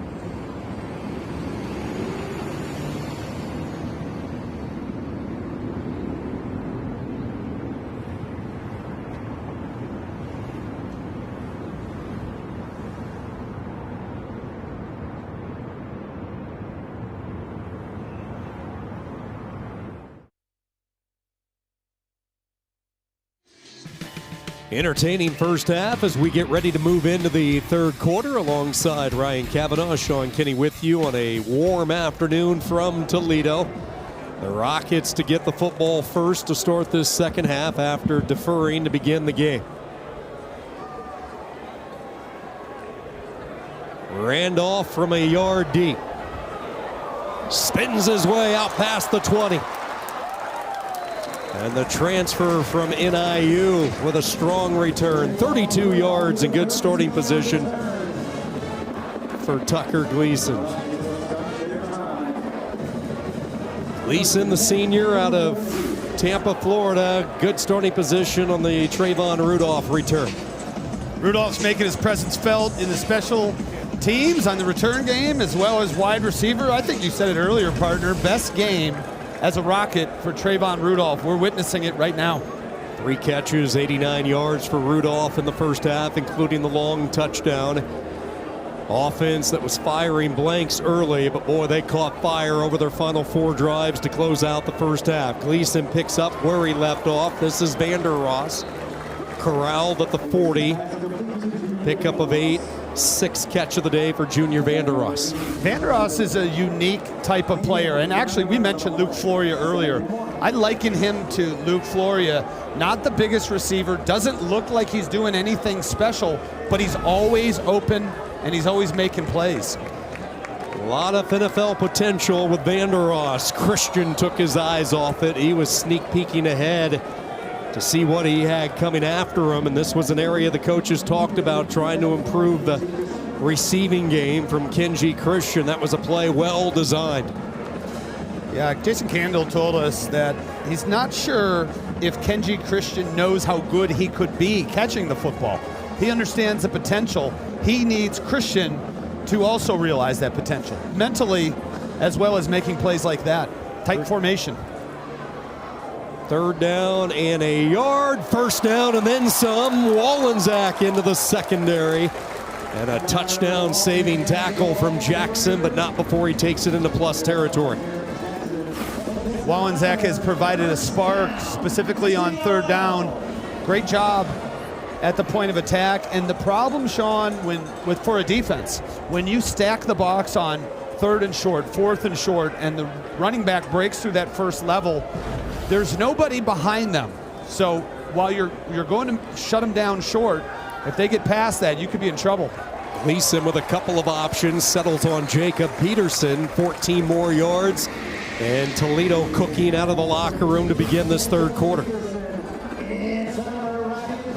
Beautiful pass by Gleason. I love the levels, layers. Out route short, out route intermediate, flag route deep. It's all in front of Tucker Gleason as he's rolling out, and he gets to read 1, 2, 3, and he picks number 2. Great decision, great pass. Peterson has really developed as the go-to target among a crowded tight end room. He's really built a chemistry with Tucker Gleason in a short amount of time, and keep in mind this is a program that had Anthony Torres for a few years, and Torres was a touchdown machine last year. 9 touchdown catches from Torres alone, so good to have another tight end that Tucker Gleason has confidence in. Yeah, I always love throwing to the tight end, Sean, because not only is it the biggest target on the field, often it's right in front of you. It's the shortest pass. Instead of throwing it all the way to the sideline to get 18 yards, just throw it 18 yards straight. Christian trying to power ahead outside his left guard, surges for 4, maybe 5, and a 3rd down for this Toledo offense that has certainly found its rhythm, and they did not lose it in the locker room. Mixing the blend of pass and run. Christian on the ground. Vander Ross and the tight ends through the air on this drive.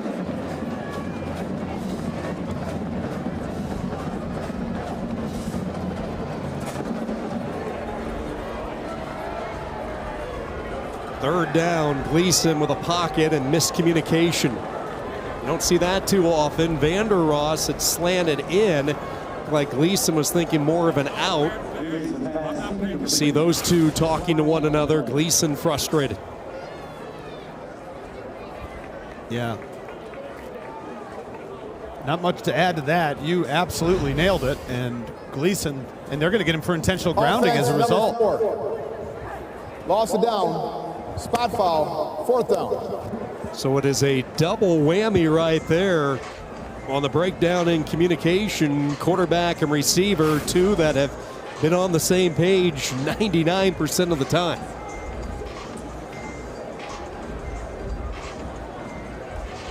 Yeah, a lot of people on the Toledo sidelines, hands out, palms in the air. Palms in the air is never a good thing after a pivotal 3rd down play. And what, for the second time, I believe, what happened was Toledo took themselves out of 4-down territory. The last time it was a loss on a Wallensack run. This time, intentional grounding penalty in the punt units on the field. A little bit too much air on this one from Duran as it sails into the end zone for the touchback. 40 yards on the punt. Net of only 20. Kent State to get the football for the first time when we come back.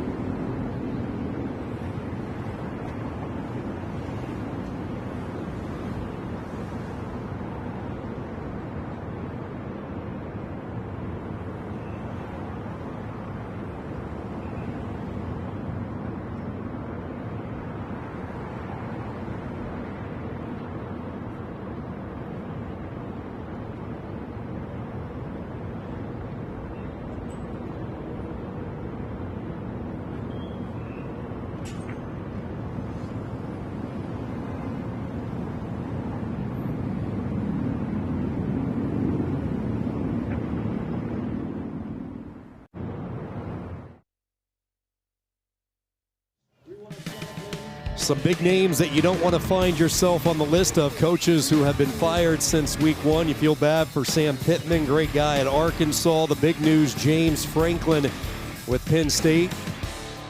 Released after the Nittany Lions suffered a home loss with Northwestern. And you take a look at some of the names that have been thrown out there as replacements. Matt Campbell, obviously the Toledo connection, but a lot of eyes right now on Manny Diaz. Yeah, I don't know that that's the best candidate because of the history. Manny Diaz was actually hired to be the Temple head coach in December of 2018 by then Temple athletic director and current athletic director for Penn State, Pat Kraft. And 18 days after accepting the job, he dipped and took the head job at Miami, Florida. So I'm not sure that Kraft has forgotten that, although a lot of people in the country are talking about Manny Diaz as one of the top candidates for the Penn State job. And he's doing a great job at Duke right now. Yeah, he really is. Been tremendous. Excellent running attack for the Blue Devils. And speaking of excellent running, Newbin rips off 12 yards before he was hit hard by Andre Fuller. But good start here for a Kent State offense that went backwards after a quick start. That's excellent defense. Open field tackle by Nasir Bowers when it looked like Newbin had a blocker and maybe an opportunity to cut it upfield. And maybe Newbin just need a little bit more patience to allow his blocker. See, if he would have just waited a second and allowed his blocker, Christian Berry, the tight end, to get out in front of him, instead a little bit too anxious. Of course, there was the flow coming that would have gotten him anyways, but that's the most difficult aspect of being a running back, is developing that patience and allowing the blocks to get set up. Second down, dangerous throw, and making the catch, the interception, despite the friendly fire. Braden Alls, how on earth did he hang on to it? He was absolutely destroyed by his teammate. I think the ball was actually tipped by another Rocket, and Alls catches it. Let's take a look at this. But both of them, the ball's thrown way too high by Drew DeShields. And, oh, Alls does bring it in. That is a huge collision. Fuller going for the football as well, and Alls leaving his frame exposed, paid the price, but had the proxy to hang on to it. And second straight week with an interception for the local product. Toledo Central Catholic was the high school here in Toledo. Vandeross, quick. Toledo trying to take advantage of the game's first takeaway. Go back to that interception for Alls. Mentioned coming away with a pick last week, moving from nickelback to safety. Big shoes to fill with the departed Maxon Hook. Gleason hanging in there until the last moment, dumps it off. Christian with the catch into plus territory. He is lassoed down to the 38. Move the sticks and a first down, and that is a tough Tucker Gleason hanging in the pocket as long as you possibly could. Gleason is a big quarterback, and as we mentioned at halftime, he's played a lot of games, started a lot of games in the MAC here for Toledo. So he's a veteran, but almost 250 pounds. He's a little bit like Big Ben back there. That gives him confidence to hang in the pocket longer. On the slant, he delivers a strike, and Trayvon Rudolph another catch, and there's an injured Golden Flash player down.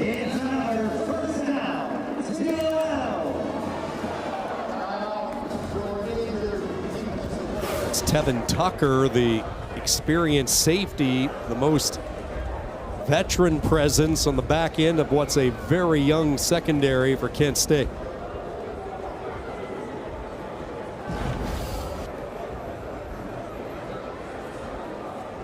$17 yards to Rudolph, who now is over 100 yards today, and finally having his breaking out party in a Toledo uniform. 4 catches, 106 yards for the 4-time All-MAC selection in his first year at Toledo. Everything's clicking, little RPO action, and Tucker leaps over the pile, actually lands his right foot on Rudolph. And you can see the potential of this combination of Vandeross and Trayvon and Rudolph. And we may be witnessing Rudolph gaining the confidence that Coach Kendall wanted him to develop in his offense. Rudolph had a lot of people trying to court him this offseason. Looked like he was going to go west for a time. San Diego State had him committed. Then Iowa came in with an offer over the middle. Touchdown! The connection of Gleason to Vandeross, 21 yards, 23 unanswered for Toledo.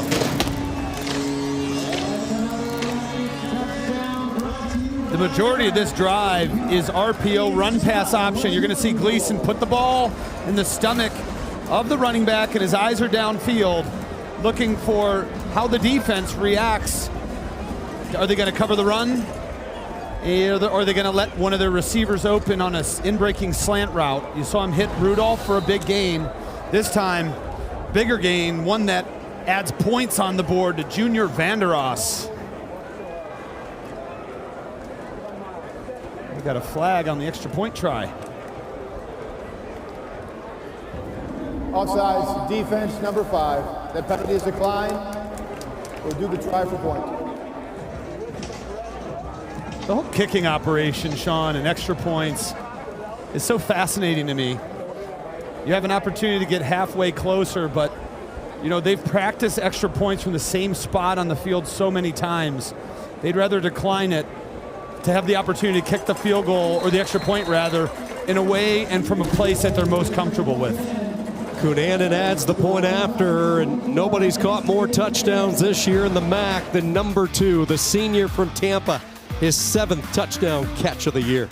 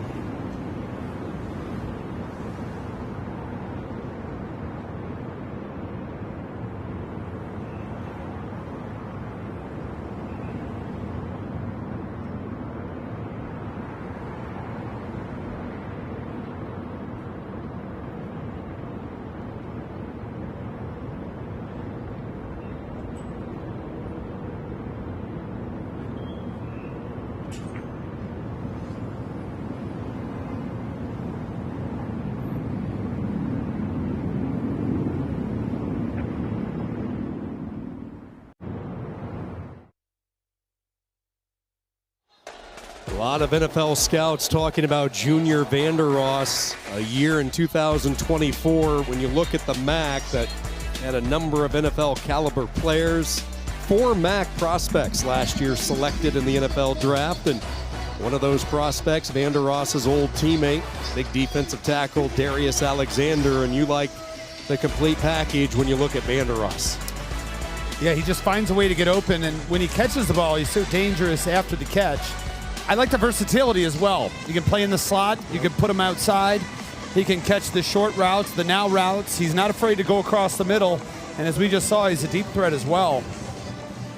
He's always been a quiet leader, one by example, but he made it a point this year to become more vocal and really have some of his teammates feed off the juice that he brings each and every day. And he was a guy that did not need to command the locker room with words. He did it with actions and performance. And a player that just keeps getting better and better out of the Tampa, Florida area, and he's emerged really as one of the top receivers, not just in the MAC, but in college football. We've seen players, again, Luke Floyer we mentioned, but players from the MAC and of his size, he's really become in vogue to have the slot receiver like Vander Ross, where you get him the ball, he's very difficult to bring down, sure-handed. You know he's going to create separation. I haven't seen anybody cover him yet. Kent State did a pretty good job at it for a quarter and a half, but they have lost containment on him, and now this offense needs to get something started. Drew DeShields and the running attack of Garcia and Newman really non-existent since we crossed inside 6 minutes to go in the first quarter in their first 2 offensive series. What do they need to do to try to find some of the mojo they had to start this game?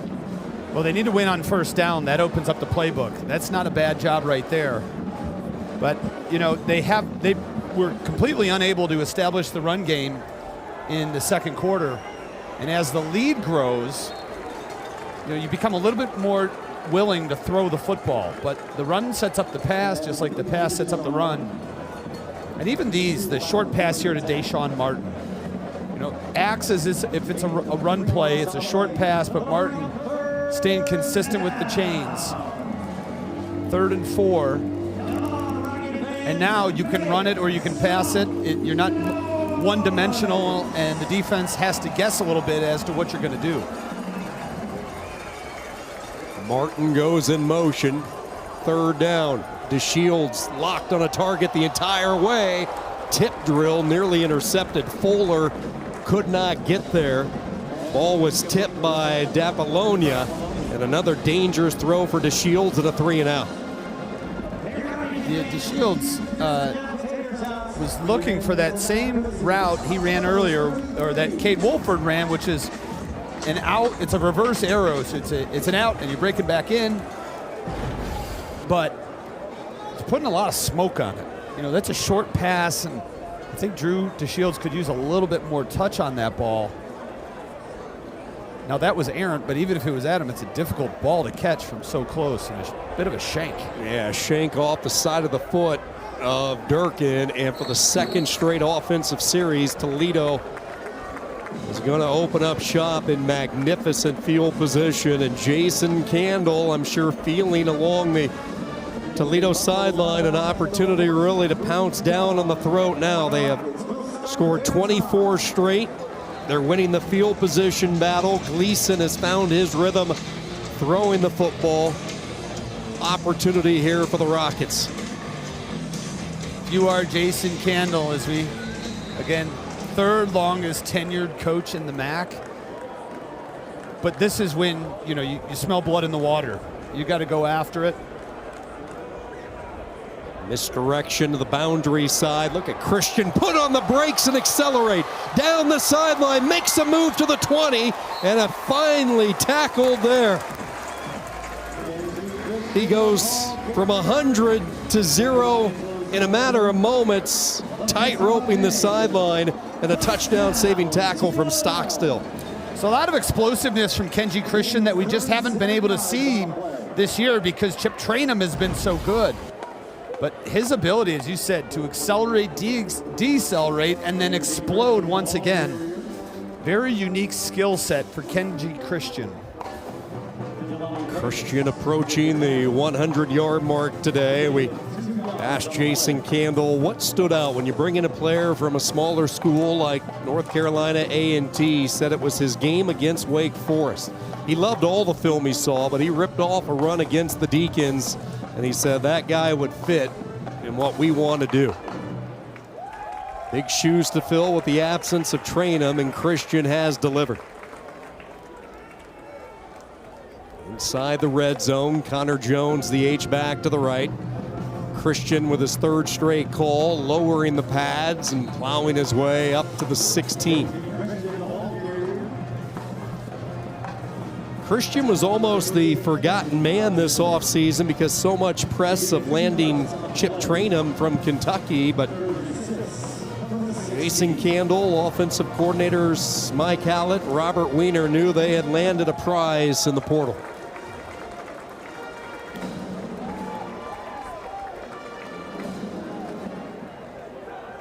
Third and 6, they go empty, putting some loft on it, in the basket, touchdown. Javon Brown on a beautifully thrown ball, 16 yards, Gleason with his 4th touchdown of the day.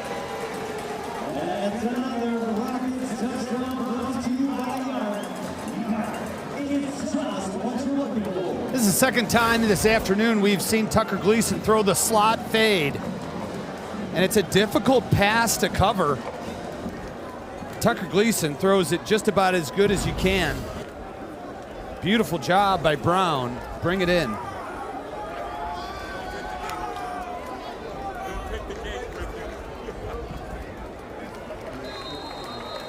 When you have a stud out with an injury like Chip Trainum, you need your veteran leader to really step up.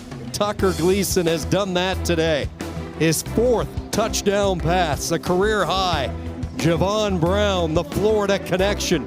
Toledo extends the lead.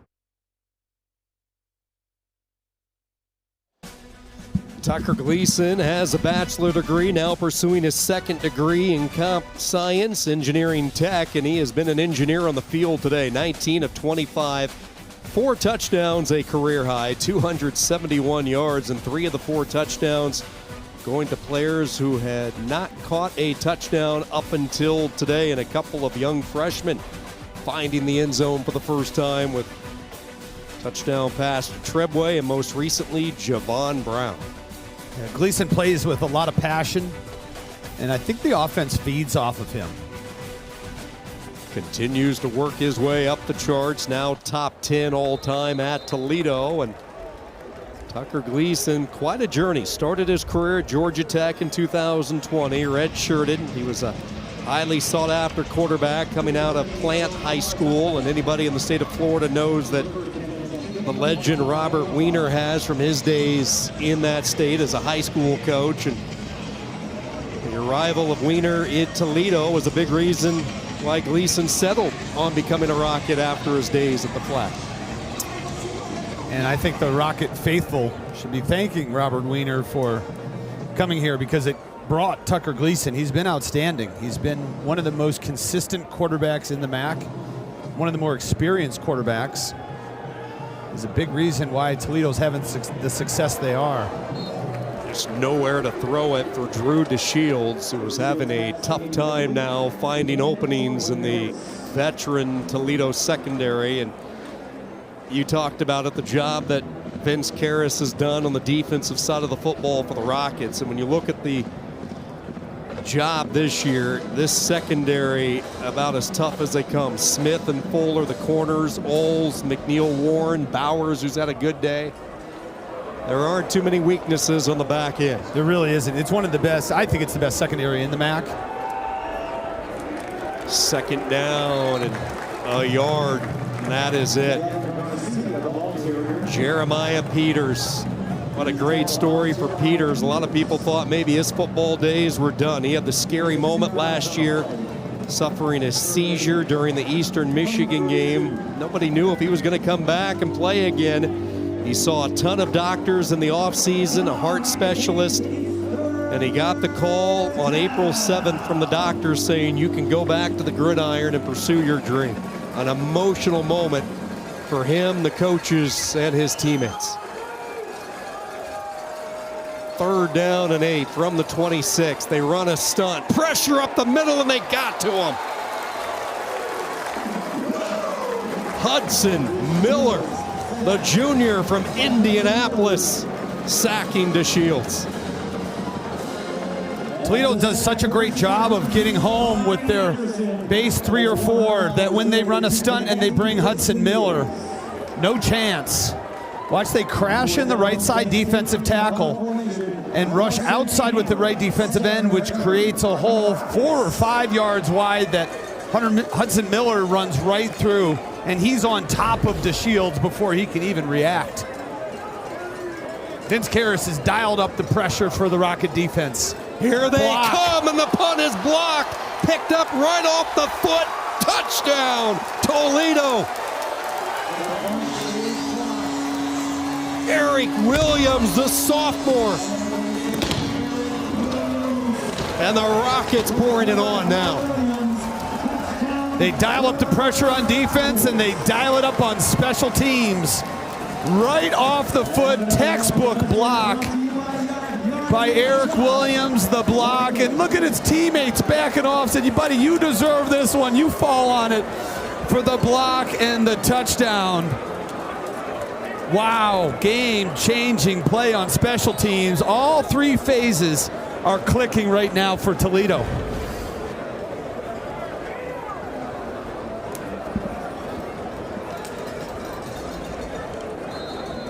A sophomore from East Liverpool High School in Ohio. Opportunity to make a play on special teams. Player development throughout the years for so many of the Toledo Rockets. And by the time they earn their spot, carve their role into the starting lineup, they pay their dues in special teams. Took the words right out of my mouth. You just talked about how talented this defensive backfield is for Toledo. That means it's extremely hard to crack into the regular defensive playing time, because why would you take Emmanuel McNeil Warren or Avery Smith or Andre Fuller out of the game? They're so solid. So you want to learn, you're getting those reps in practice, and you have to find a way to make an impact during the game. Eric Williams found that on special teams right now. You know, we see so many teams, not just in the MAC, but across college football, that will go 7, 8, 9, 10 different defensive backs playing. Toledo doesn't often do that.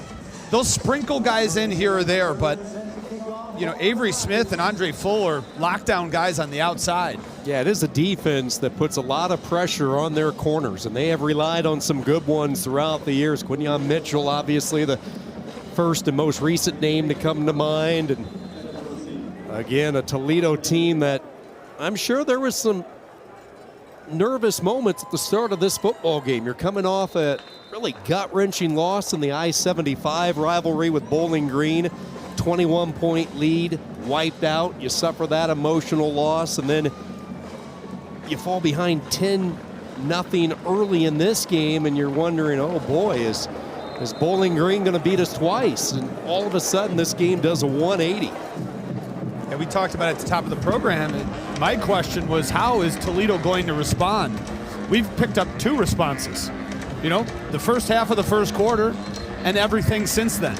And everything since then, I think, is more indicative of who this Rocket team is. And right now, Coach Carney's trying to figure out a way to not only stop the bleeding, but get something going offensively for his Golden Flashes. Takes a lot to rock this man's confidence, though. See him he understands what he has, a young team, trying to build something here, and you're going to go through some tough times. First down, they go straight up the middle with Newman.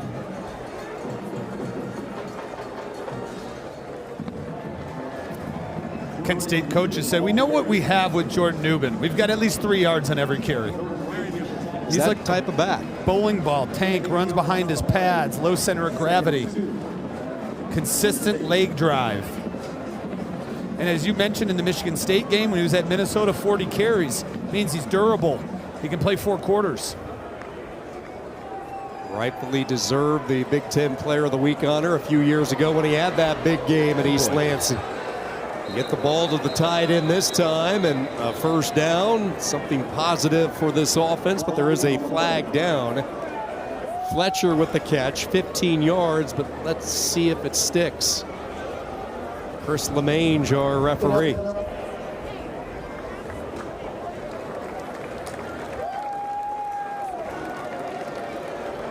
Having some microphone issues, look like an illegal man downfield. Yeah, ineligible. Check.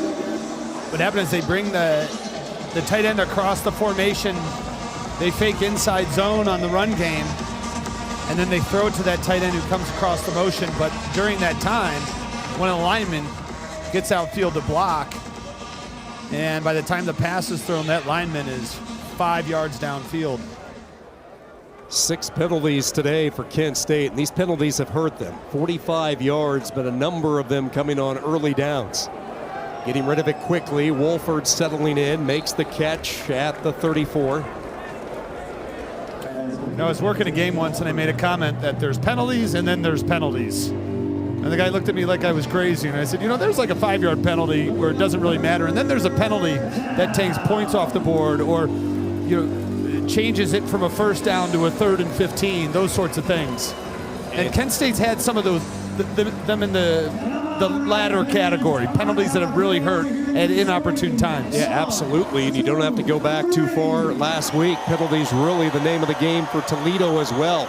3rd and short, 2nd and 3rd effort. Newman with his 220-pound frame able to pick up the first down.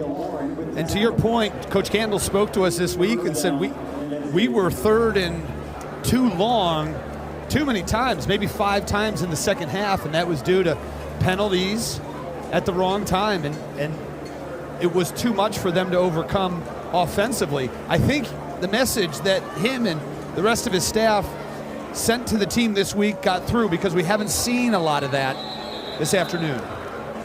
Another flag comes in as Kent State had a couple of guys moving. Snap infraction, offense, number 54. 5-yard penalty, first down. Dustin Morrell, who is the anchor of this offensive line, back healthy for the second week. He was in a club for a good chunk of boot for a couple of weeks. He is the main guy, the key cog that really gets this offensive line going. Yeah, Coach Carney said he brings a calmness to not only the offensive line, but the offensive front. He's the primary communicator, and he wears the number 54, which is a big deal at Kent State. Pressure up the middle, and DeShields forced to get rid of it before he wanted to, and he ends up on his back. They have applied a lot of heat. They haven't got to DeShields all that much, but they have certainly flexed their muscle on the defensive line. You don't need to get sacks or pressure. You don't need to get sacks to have pressure. As long as you can get in his face and you can get him off schedule and force the quarterback, DeShields in this case, to throw from an awkward position or earlier than he wants to, you've accomplished your goal up front. Second down, they hand it off and nowhere to go. Dunn was right there. Anthony Dunn has made a number of plays. Wants to be a coach one day. The senior loves the X's and O's part of the game. Doing a great job off the edge. That's how you stop speed. You get to it before it gets going. An all too familiar sight for Drew DeShields and Kent State in this offense. Third and double digits. The Flash is 3 of 11 today. Wolford in motion. DeShields against a 4-man front. Near side passing catch. Sebastian Brown hangs on to it, but well shy of the first down. Sandwich between Miller and Long. And the punting unit one more time for Kent State. Looked like for a second he was going to slip in between the two of them, but Fuller recalibrates, grabs a hold of him. Got Langston Long and Hudson Miller, and these are good reps. These are third quarter reps. You're able to take Dapolonia and Kavion Sherman out of the game. This is how you create depth for a defense. Toledo blocked the last punt. Low snap, dug out. Durkin gets this one away. Short kick. Hammer with the fair catch at the 26. 35 yards on the punt. Toledo in command, leading 38-10 late in this third quarter. Everything going their way right now. Defense has really dialed it up, and this is as advertised. You know, I talked to Coach Karras earlier this year because of the number of defensive players that getting drafted and moving on and graduating. Last year was such a great defense. He said, actually, statistically, we're better this year up front.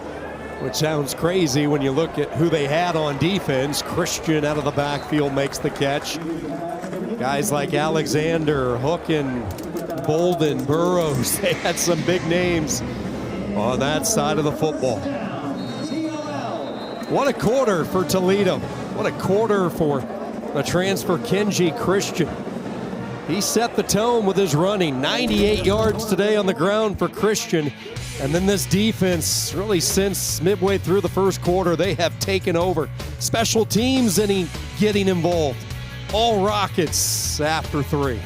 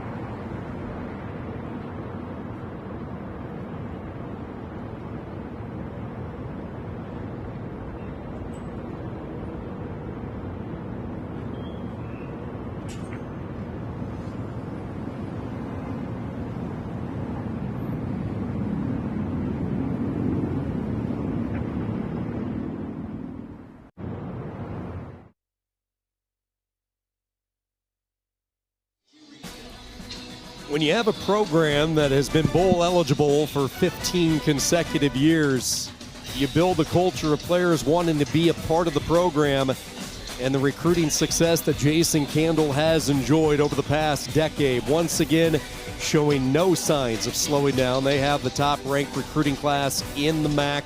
They've had that the last couple of years, and not only bringing in the freshmen out of high schools, but also keeping players once they are here, which has really been pivotal because of the development and the growth that they have been able to do with a lot of the local talent that they bring in. So we start up quarter number 4 alongside Ryan Kavanaugh, Sean Kenny, and an amazing trend, especially in this day of college football.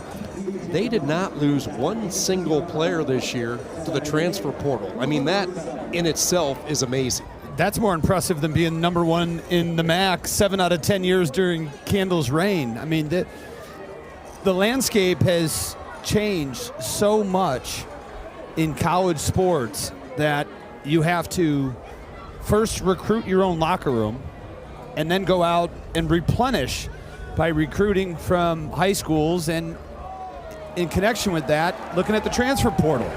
Who's on the street that's already spent time in college? And, you know, I know it's a different sport, but Baylor, and not too far from here, Cleveland State, in the spring had 0 players on their basketball roster because everybody was gone in the portal. So, you know, the adjustment, and Coach Candle spoke with us this week about that. We just need to figure out what we are. Are we professional sports or are we college sports? And we set these rules, and then, but really as a coach these days, when you talk about the portal, you have to figure out how to operate inside of whatever set of rules there are, and that set of rules could change at any time. And we're going to see that change from 2 transfer windows down to 1 as soon as next year. And with Jason Candle, he talked about he wants to see a model that really fits the academic cycle for these college kids, to try to find a schedule, a plan, if you will, that coincides with a lot of the natural academic calendars. Because let's face it, this has become a 2-semester sport now, with these guys starting in the summer and not wrapping up until January with the postseason. Another aspect similar to professional sports and professional football. You get some time off and then you're right back at it. Big hole opens up and a first down for Christian. Excellent job by the offensive line. Gales, Spouty, Spoth, and Rhett that time. And Christian is slow to get up. Pretty good collision toward the tail end of the run, and Kenji Christian down in some pain. The hit coming in from Tucker, who was dinged up earlier in this game.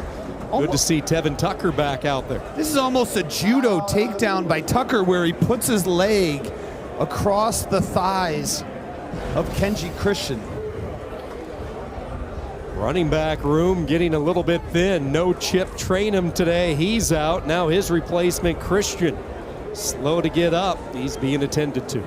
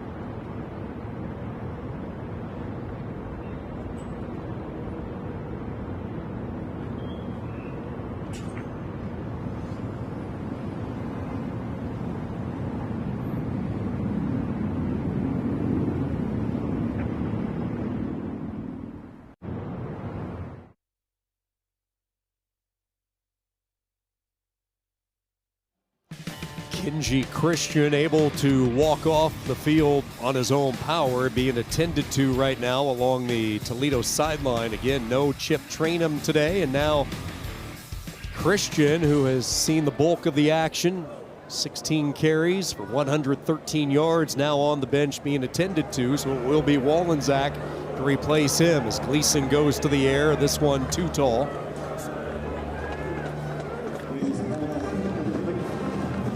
Looking for Terrell Crosby Jr., second down. You talk to the Toledo coaches, and they really feel they have option 1A with Chip Trainum and option 1B with Kenji Christian. Two really talented backs. Trainum, the MAC leader, entering this week, over 600 yards on the ground. That's 12th highest in the country. And my goodness, now Gleason is slow to get up. From bad to worse all of a sudden in a game that is under control for Toledo. It's always a difficult decision as to when you go to the backup quarterback. Certainly a 4-touchdown lead, but Gleason calling his own number.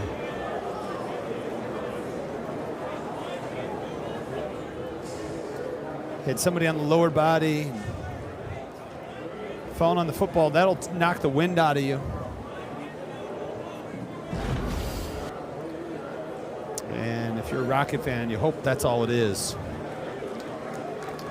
John Allen Richter, who started the season as the backup, he has been out following a nasty hit in the Akron game. He has been at practice, but they weren't thinking that he was going to be ready to go. He's certainly progressing in the right direction. So they had Caleb Osborne listed as the backup, and we'll see if Osborne is sent out there as Gleason's going to take some time to collect his breath. And Osborne is in the huddle, and he's jogging out with the football team wearing the number 7. A lot of promise with this young redshirt freshman out of Pontiac, Michigan. And with the injury to Richter, he had a massive week of preparation last week, along with this week, getting the majority and pretty much all of the number 2 reps. And as you know, Ryan, so valuable for a young player, just trying to get game rep, game speed against the ones. 3rd down and 7, he will hand it off. Wallensack with a first down run. Patient run by the junior from Perrysburg, but a first down, and now some pushing and shoving downfield. You can almost see Wallensack's high school from here. That's how close he is to Toledo. But you mentioned going back to Caleb Osborne and getting reps with your own team, because when you're the number 3 quarterback, you're generally running the scout team. So this week he would be running Kent State's offense and giving the Toledo defense a look throughout practice. So this is what he does best, run the football, shouldered out of bounds at the 21. So that week of preparation last week, not only does he get an opportunity to run his own offense, but mentally from the shoulders up, he's got to get in the film room. He has to prepare as if he's the starter. He has to understand conceptually what is Coach Candle trying to do offensively this week. And that can be a major adjustment in addition to learning the full playbook and practicing those plays on the field. There's so much that goes into being the backup quarterback because you have to act like you are the starting quarterback. Second straight design run for Osborne, head down, and he is thrown forward close to another first down. Jason Candle was telling us the story of Logan Woodside when he found out that he was not going to be the starter. He approached the coach and said he wanted to be on the practice squad so he could get reps against the number 1D. Situation with a young player like Osborne where you want to learn the playbook, as you described, the practice reps that you get in a heavy volume, so valuable. 3rd down and a yard for Wallensack and Osborne, the two side by side. Cole at the right tackle, turning around, making sure he's on the same page. Osborne's going to loft it toward the end zone despite the contact. Touchdown!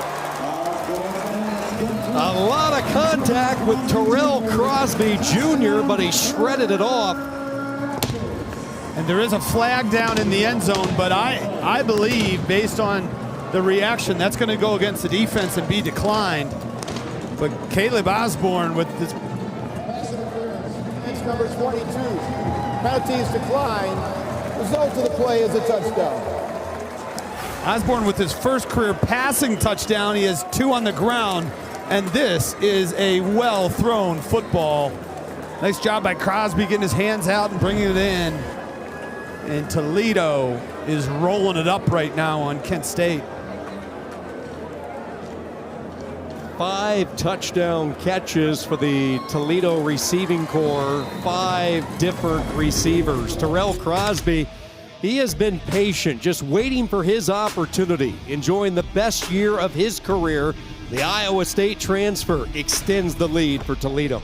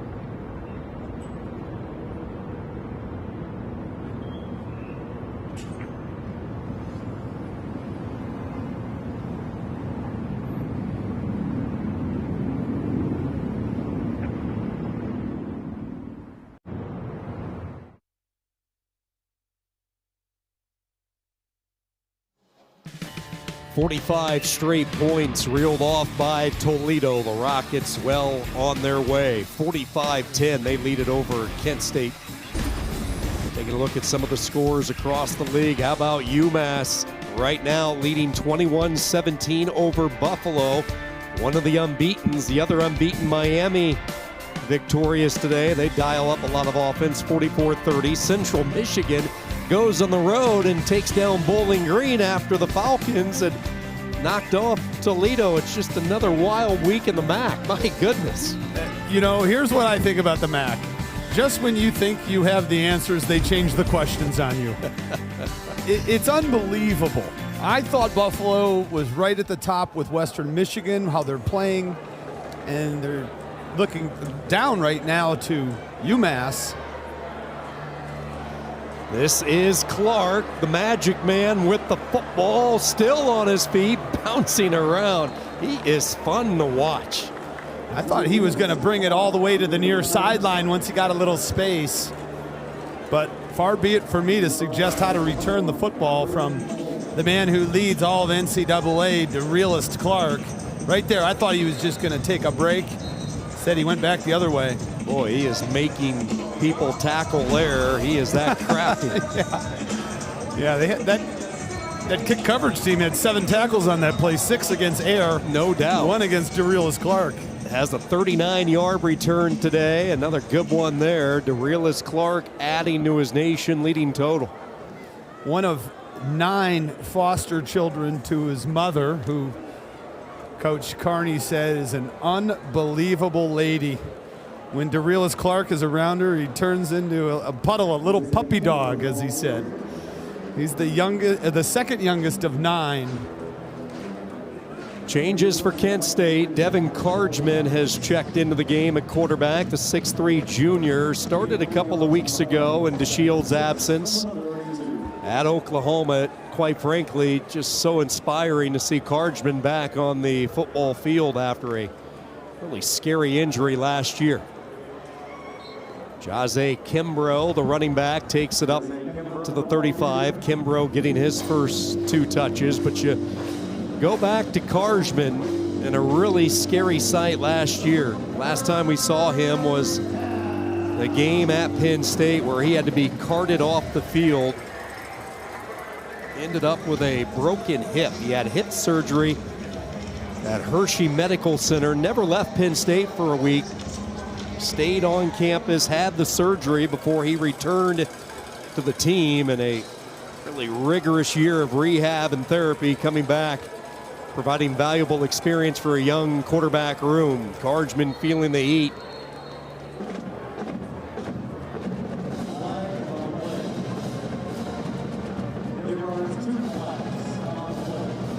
Couple of flags to sort out, one at the line of scrimmage, one where Cargman let her fly.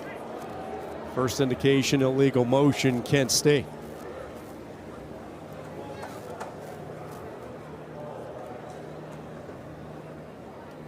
This has been a tough one for Mark Carney on a day that started so promising. Illegal shift, offense number 1. That penalty is declined. Will be 4th down. There's no foul for intentional grounding. Number 6 was the receiver in the area. Wayne Harris in the neighborhood, so they pick up the 2nd flag. And now the chore for Carney moving forward is, let's not fall into the same trap of years past after a lopsided game. Can he rally the troops? Because this has been quite a turnaround after such a strong start today. First 2 offensive series, they were looking like $1 million, but it has been all Toledo. Durkin with a beautiful kick.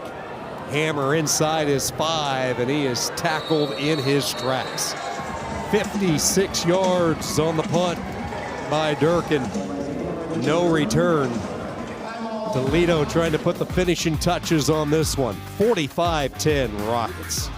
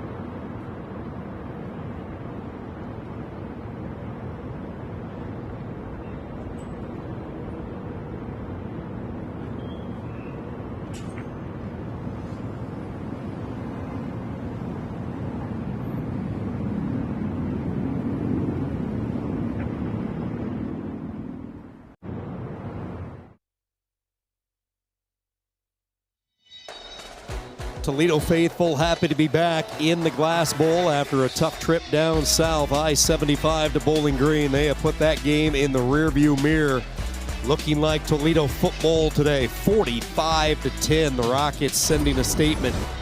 Take a look at what's coming up next week. Western Michigan, Miami, a key game at 3:30 on ESPN+. Ryan and I will head to Buffalo. The Bulls in a tussle right now with UMass. Bowling Green has Kent State.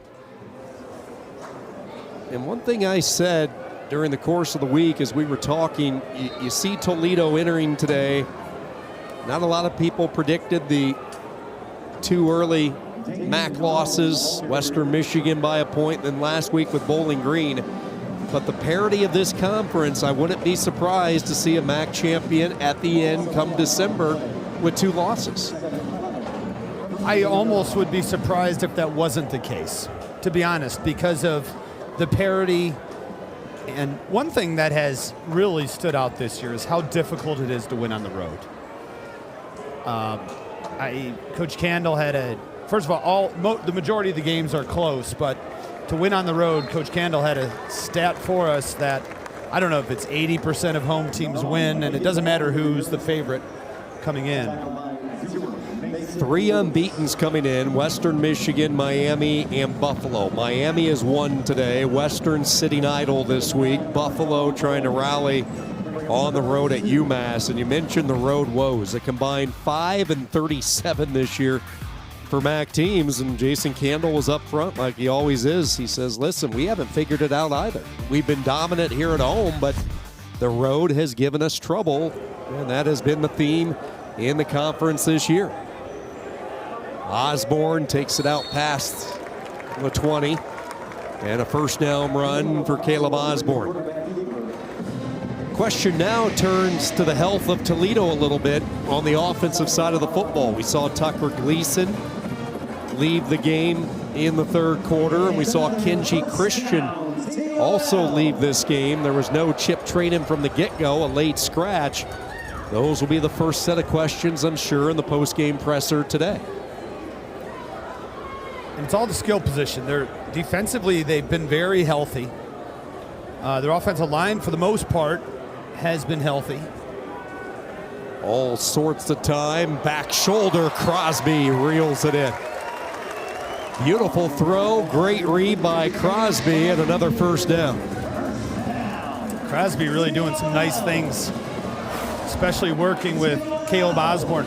That's another thing in practice when you have twos. Sometimes the quarterback has a better relationship throwing the football with his second team receivers because they spend so much time throwing together. Crosby and Osborne certainly on the same page. Crosby the touchdown catch, and now the 21-yarder, and it's a first down. Osborne, that's a lateral backwards pass, dug out. Bryson Hammer, the electric return man, into space, and Hammer takes it all the way to the Kent State 37. They are just keeping the foot on the gas right now.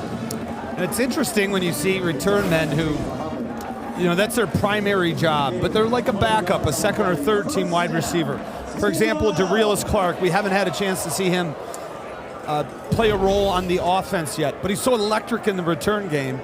And Hammer, who also is one of their leading returners, gets the ball on offense and does something like that, and you're like, well, of course he can. Get the ball in his hands. Different skill sets. Really is, and Hammer has such a unique story as they try to run it wide with Dane Nauman.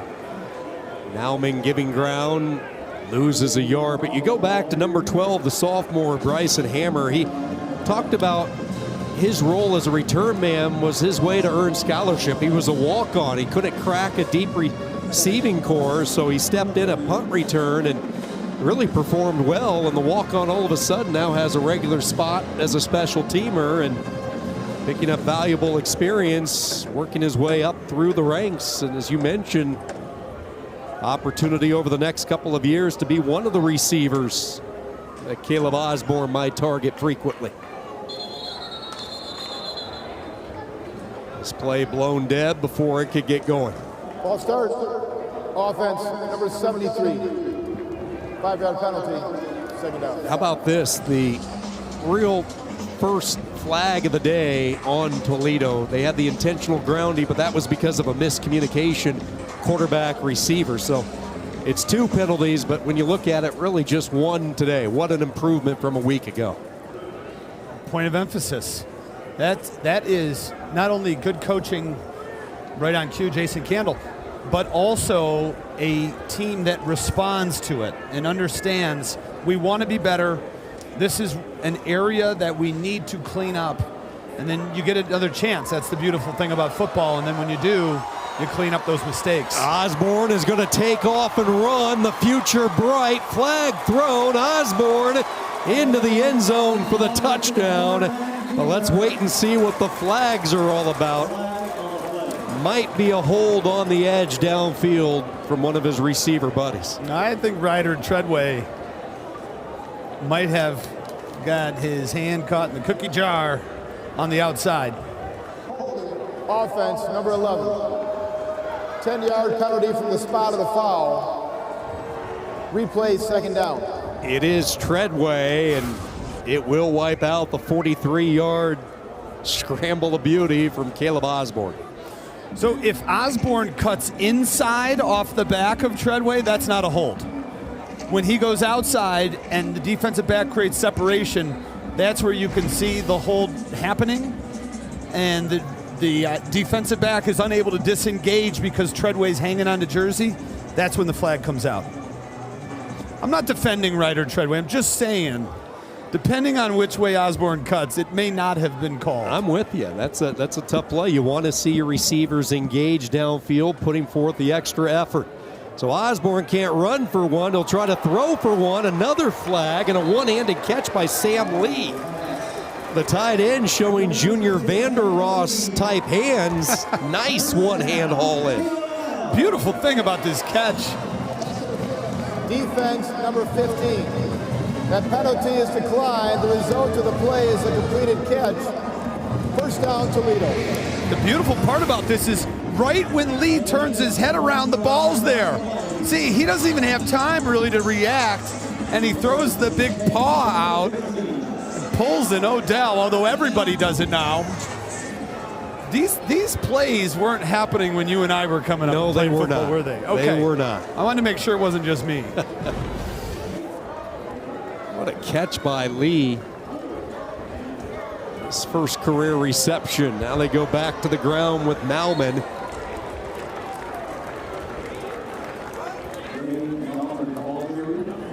Nauman is a big back. He's a redshirt freshman, 210 pounds. Getting some late carries. Toledo putting the finishing touches on this one. Rockets will improve to 4-3, but most importantly, 2-2.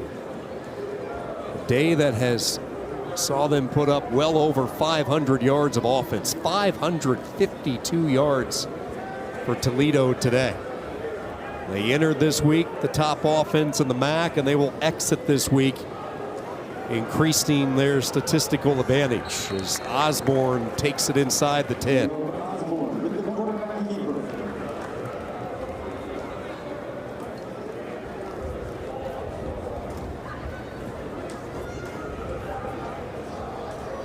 As we hit the 2-minute timeout, Caleb Osborne engineering these final few drives, showcasing why he was a hot commodity coming out of Waterford Mott, Pontiac, Michigan. Rockets 2 minutes away from picking up their second MAC win of the year.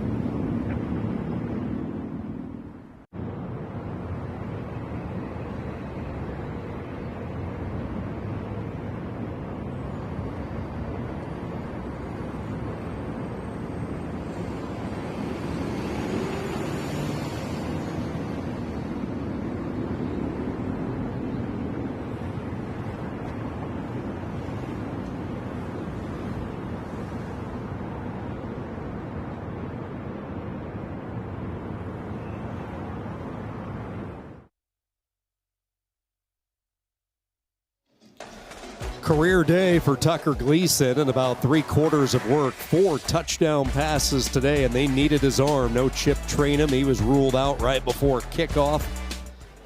Max Top running back not in action yet. Toledo rolls up 550 plus yards of offense, 45 points on the board. And now Caleb Osborne on the 11th play of this drive looking for the end zone. And one more time, another flag thrown. Boma, who they are really high on, Joel Boma, the sophomore, a little too handsy that time. Pass interference, defense number 12. Foul occurred in the end zone by rule. The ball be placed at the 2-yard line. Automatic first down.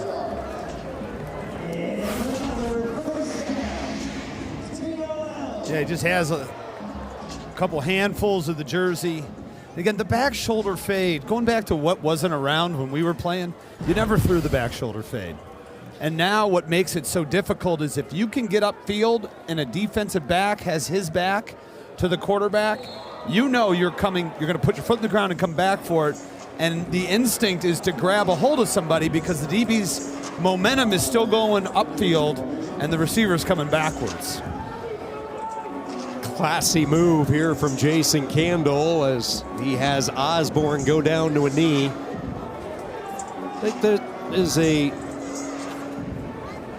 reaction of respect from Toledo on what Coach Carney's trying to get done at Kent State, rebuilding, you know, a tough afternoon, especially the way it started. The Flashers were really thinking upset. They led 10-0 more than midway through the first quarter, but it has been all Toledo since. Carney will go back to the drawing board with this group. Try to get back into the win column next week as Osborne goes down. Another knee as we hit a minute to go. Yeah, and this is the right thing to do, in my opinion. You talked about Toledo and being a little banged up. They've got a big one coming up next week on the road. They're going to want to be as healthy as possible for that. And that will be the big questions after this game. It looked like Tucker Gleason was feeling all right on the sideline as he was watching, but the last time we saw him, he was being helped off the field. They lose Kenji Christian late in the third quarter. Kent State will be back at it with Bowling Green, a team that lost today, and then they have back-to-back road trips to Ball State and Akron. No doubt about it, Mark Carney has this program on the right trajectory. They just ran into a grumpy bunch of Rockets today. Toledo too much, 45-10. Rockets prevail. Yeah, Toledo responded the way you expect champions and people who expect to be at the top of this conference to respond when they have a disappointing week, a disappointing loss to Bowling Green. For Kent State, I don't think the win or the loss necessarily matters. You're looking at this project and building an upward trajectory. And once again, for them, it's going to be the response and picking out the good things that happened today and building those to continue on to get the program where Mark Carney and the Golden Flashes want it to be. One of the highlights coming into this season for Tucker Gleason, the opportunity to go to the Pacific Northwest. He'll have his opportunity as they get ready to head to Washington State next week. Toledo victorious, 45-10. For Ryan Cavanaugh, this is Sean Kinney saying so long from the Glass Bowl where Toledo prevails. All games airing on the ESPN Network, streaming live and archived on the ESPN app. This has been a presentation of ESPN, the worldwide leader in sports.